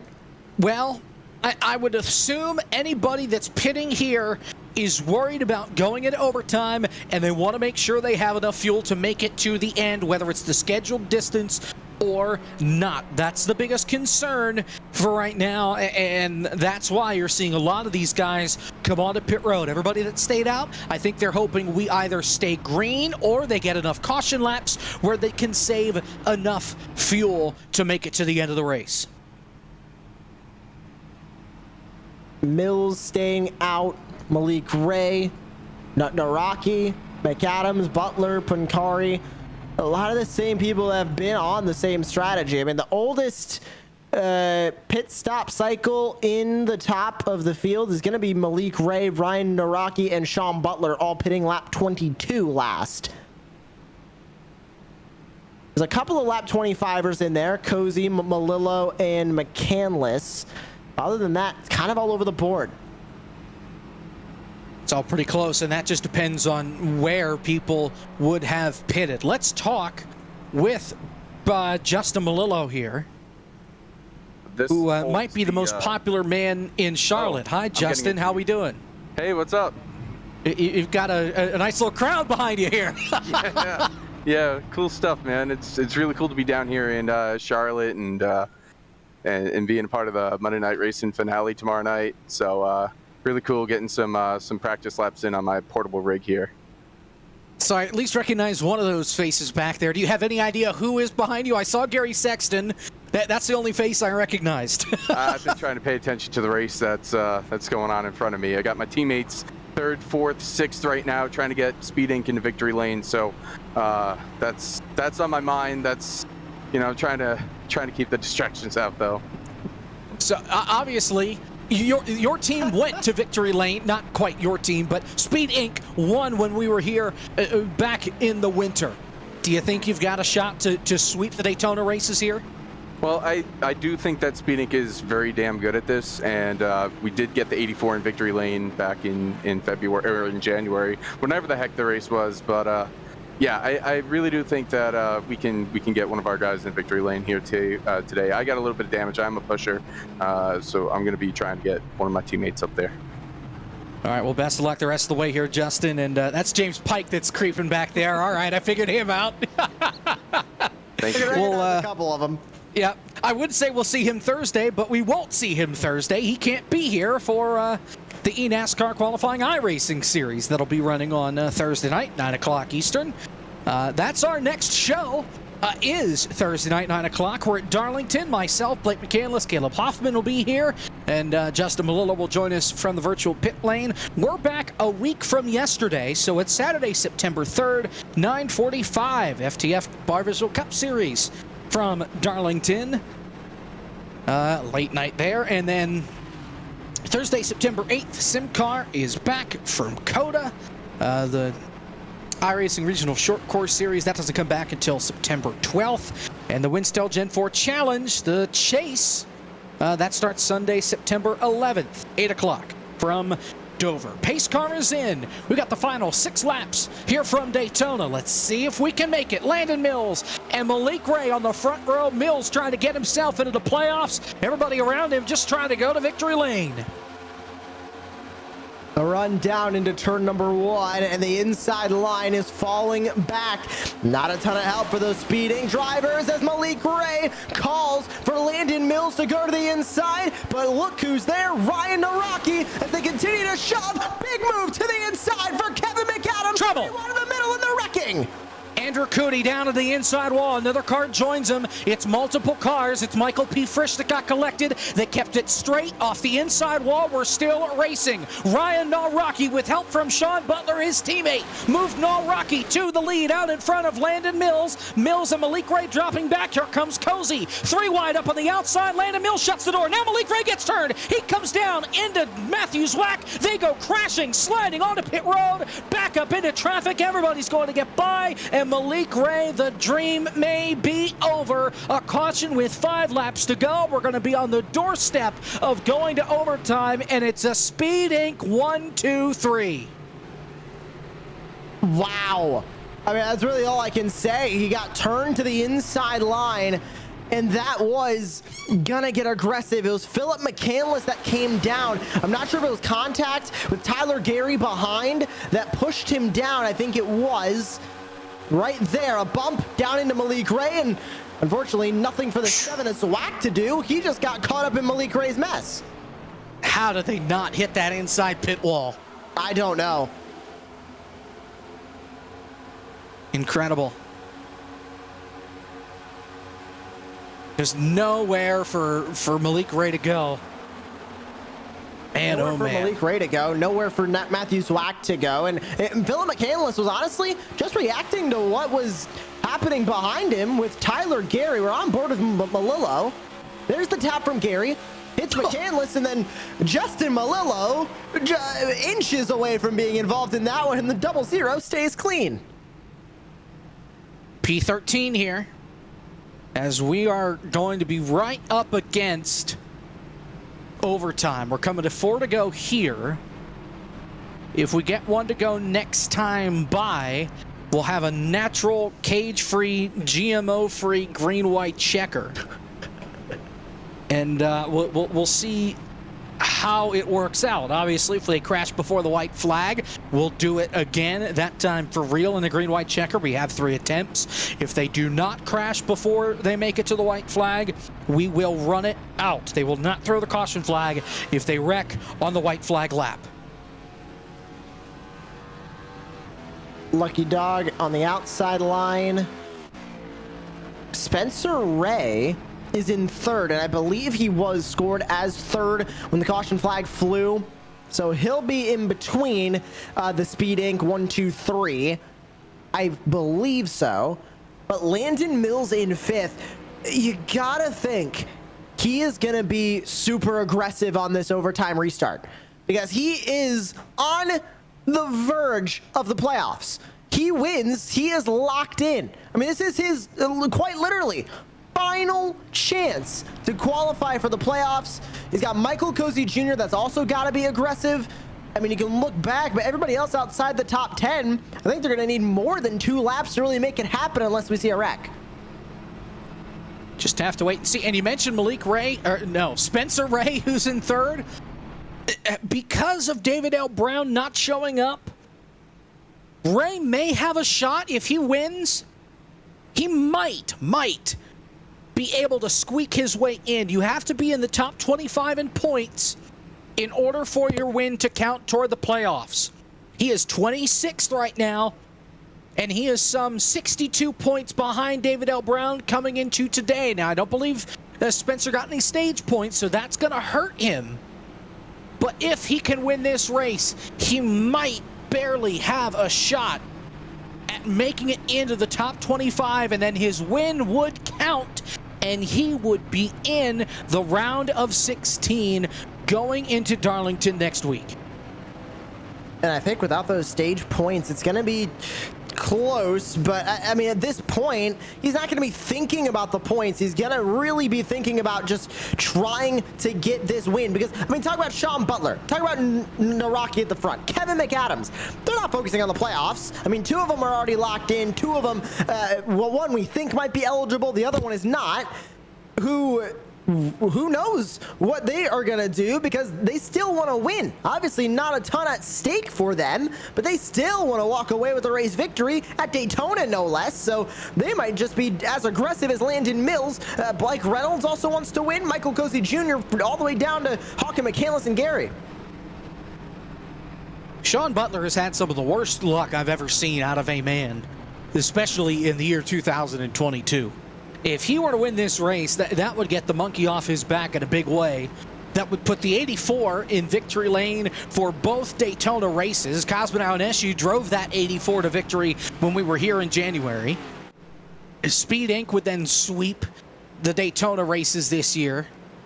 We'll just have to wait and see. Now, Rocky's locked in on points, so he doesn't have to worry. Same thing with Kevin McAdams. This is a natural green-white checker. If we make the white flag, We are committed to the end. If they crash before the white flag, we'll do this whole song and dance again, and we'll go into our first attempt at an actual overtime green-white checker. Green flag, the field's off to turn number 1. Here comes Brandon Hawken with help from Tyler Gary.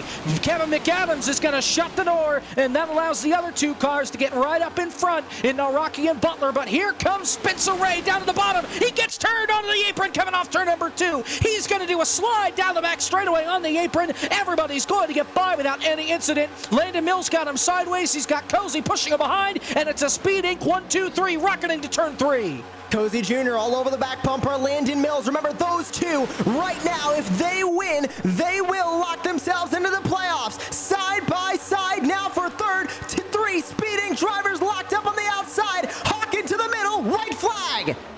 They made it. 1 lap to go here from Daytona. Brandon Hawkins shooting up the middle. Unbelievable. Tyler Gary all over the back bumper. They are shuffling. They are crashing big time behind. The leaders rocketing through turn number 1. It's Speed Inc. 1-2-3. Ryan Rocky looking for his first win on the season. He's out in front of Sean Butler and Kevin McAdams off 2. Landon Mills falling back on that inside line. He's out of contention now. Sean Butler tucked in behind Naraki. He's got McAdams behind as a teammate. Jordan Worth into the top 5 with JD Willis. Who's gonna get back to the start-finish line to win it? 3 speeding cars lined up on the outside line.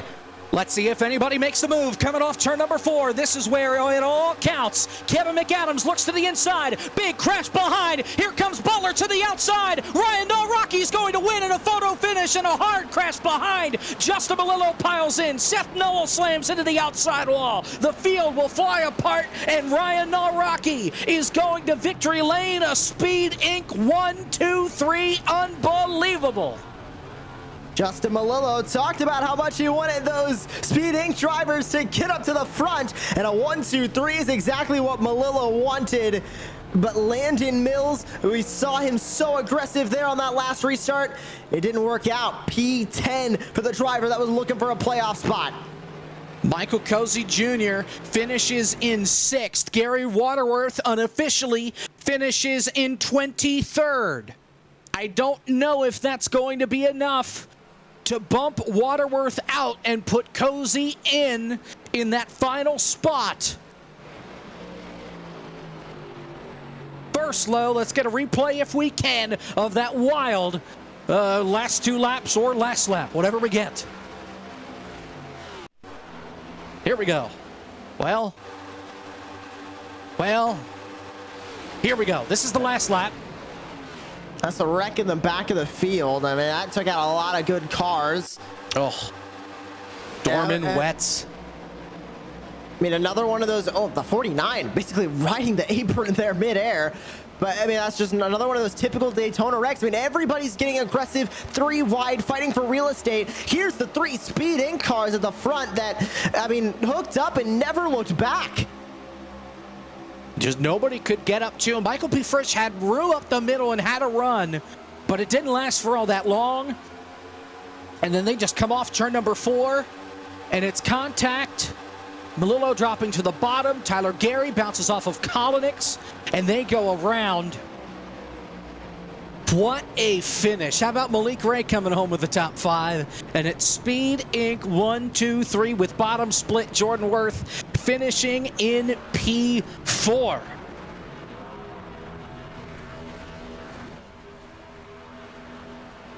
Malillo, by the way, he finished in the 18th position. He got involved in that crash coming to the checkered flag. And I believe it's Daytona tradition to have the field fly apart as they're coming to the checkered flag. Nonetheless, we pull it off here tonight. And Speed Inc. is going back to victory lane at Daytona. Ryan Rocky is your winner. Sean Butler finishes 2nd. Kevin McAdams 3rd. Jordan Worth 4th. Malik Ray 5th. Michael Cozy Jr. 6th. We'll see if that's enough for him to make it in on points. Michael Prefrish 7th. Dylan Basin 8th. Jonathan Oates 9th. Landon Mills, he got involved in that crash. He finishes in 10th.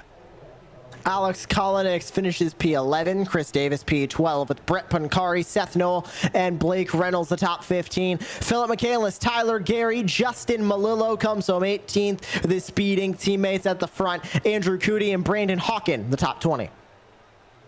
21st, Nathan Rabideau, J.D. Willis in 22nd, Gary Waterworth 23rd. That's big as far as the championship is concerned. We'll see if he's in or not. Brandon Hayes-Cattell 24th, Matthew Zwack 25th, Lucas Plessel in 26th, Matt Spalding 27th, Seth Egerton 28th, Spencer Ray 29th. Obviously, he spun on 2 to go, and Nate Stewart rounding out the top 30.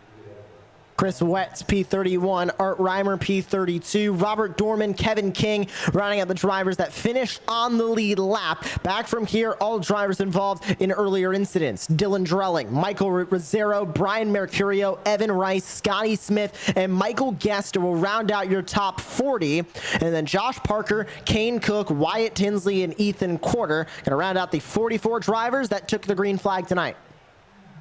Let's talk with our race winner, Ryan Naraki. Ryan, you've done it. Speed Inc. has swept Daytona. Had a lot of friends there to help you in those last 2 laps. Take us through that last restart. It was, man, that was something. Cosman unfortunately had a personal issue and couldn't be here tonight, so we got Butler in the 84, and man, he's not a normal Speed Inc. guy. He didn't have to do what he did there. He was so loyal the whole race, and we said we wanted to be on the top. We knew the top was where you wanted to be, and so we coordinated that, to where he was agreeing to make sure I got in on the top, and we all agreed out of 4 we'll race, but not till then, and ended up getting it done. But man, we worked so good together. We're so good at this. Obviously, it helped then to have your teammates right with you right at the very end when it mattered the most. Yeah, and they were, and we all had the same goal. We wanted to finish 1, 2, 3.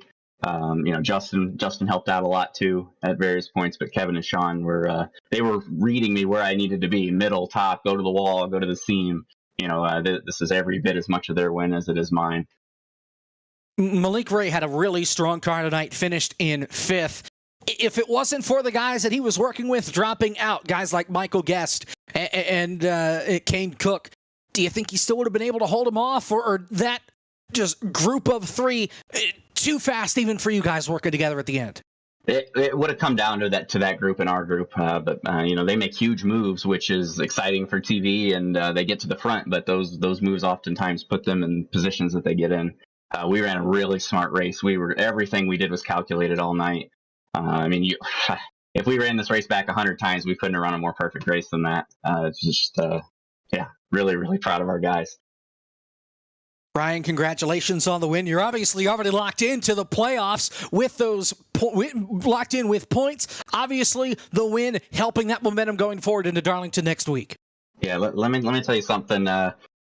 This league is a continuation of an open speedway league. I've been running it a long time. I've been full time since 2008 on Sunday Night Cup is what it was called then, and then into FTF. And 2009, I entered that Richmond race 11th and got in at 10th. Hadn't won all season, and then ended up winning 3 races in the playoffs and winning the championship. That would be one of the most.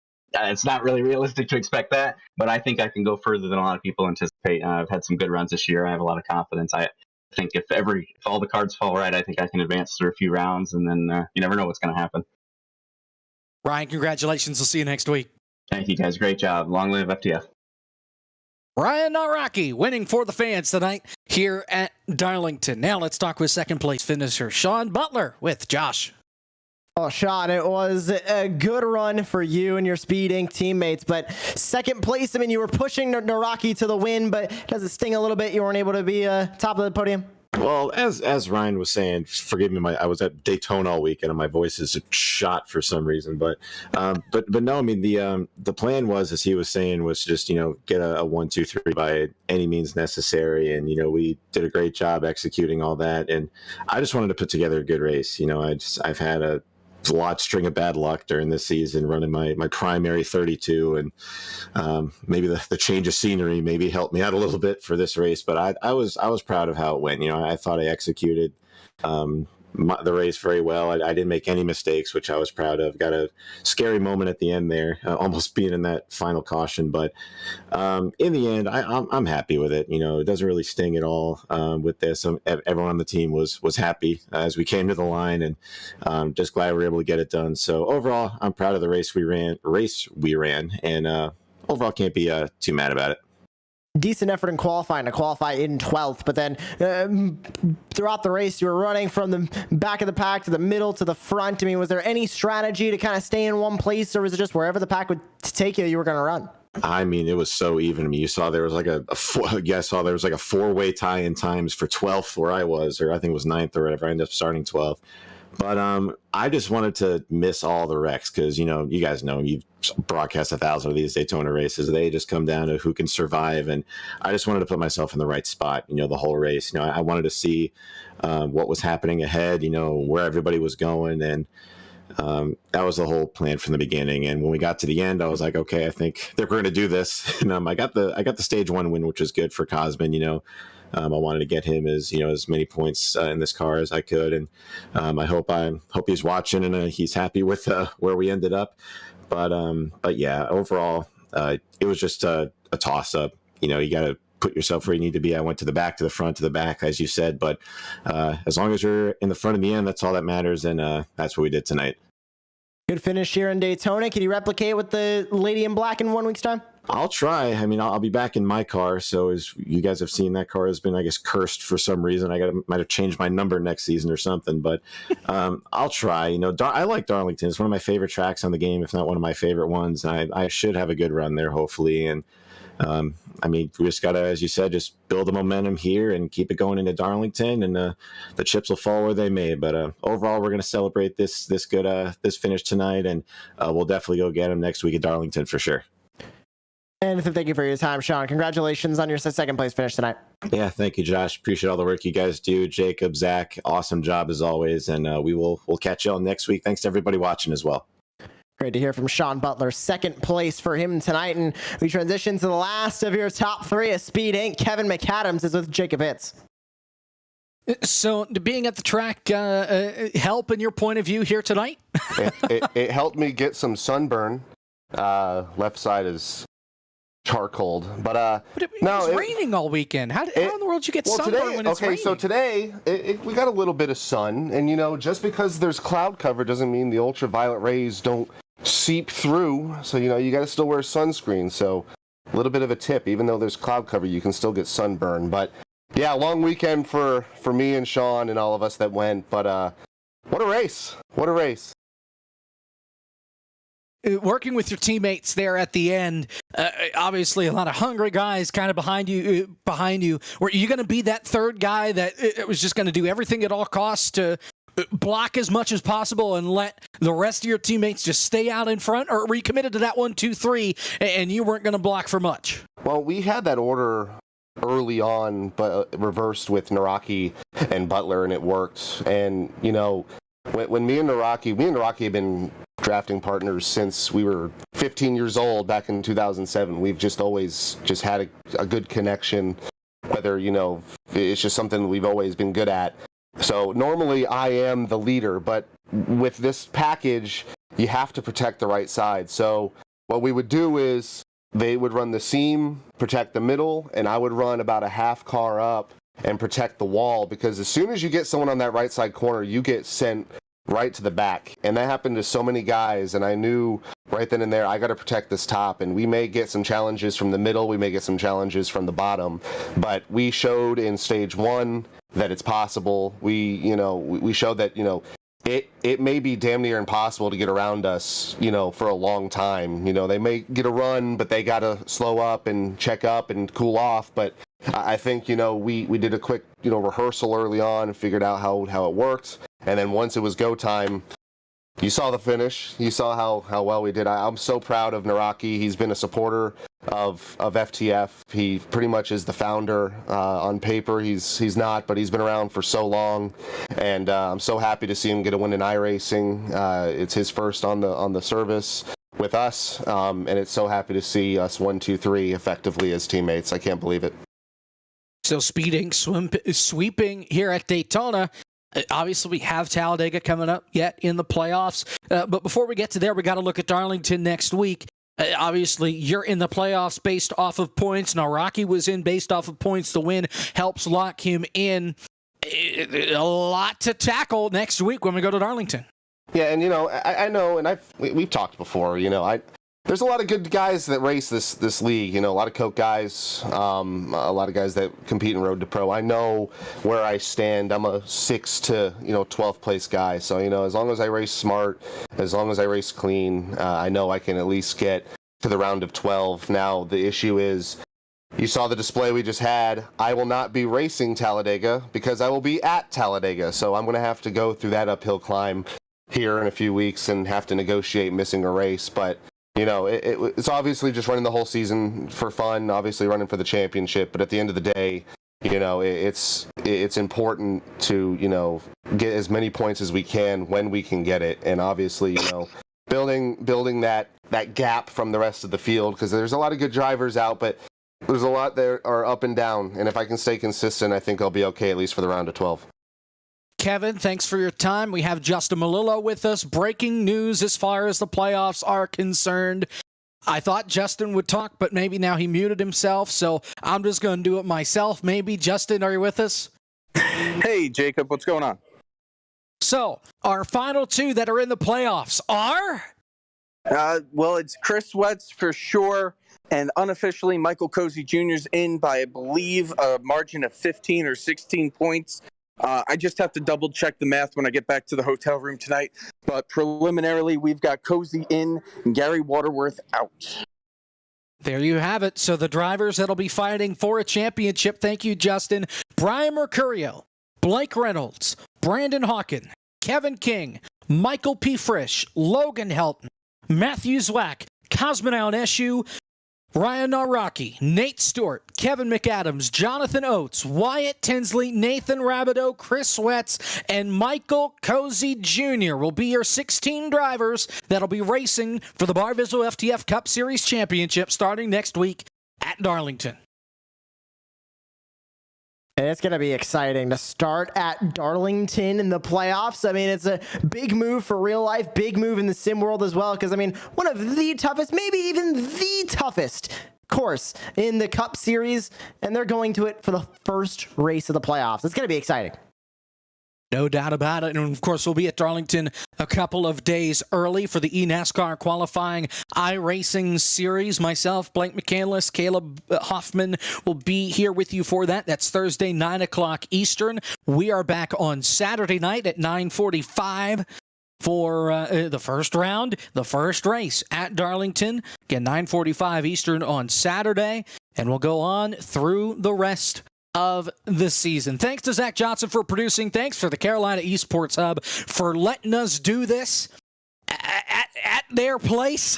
Obviously, logistics led to that list this week. Thank you so much to them for kind of letting FTF.GG invade for the night. We really appreciate it. For Josh Lee filling in for me, I'm Jacob Pitts. Thank you so much for watching. We will see you in a week from Darlington. Ryan Nalraki is your winner at Daytona.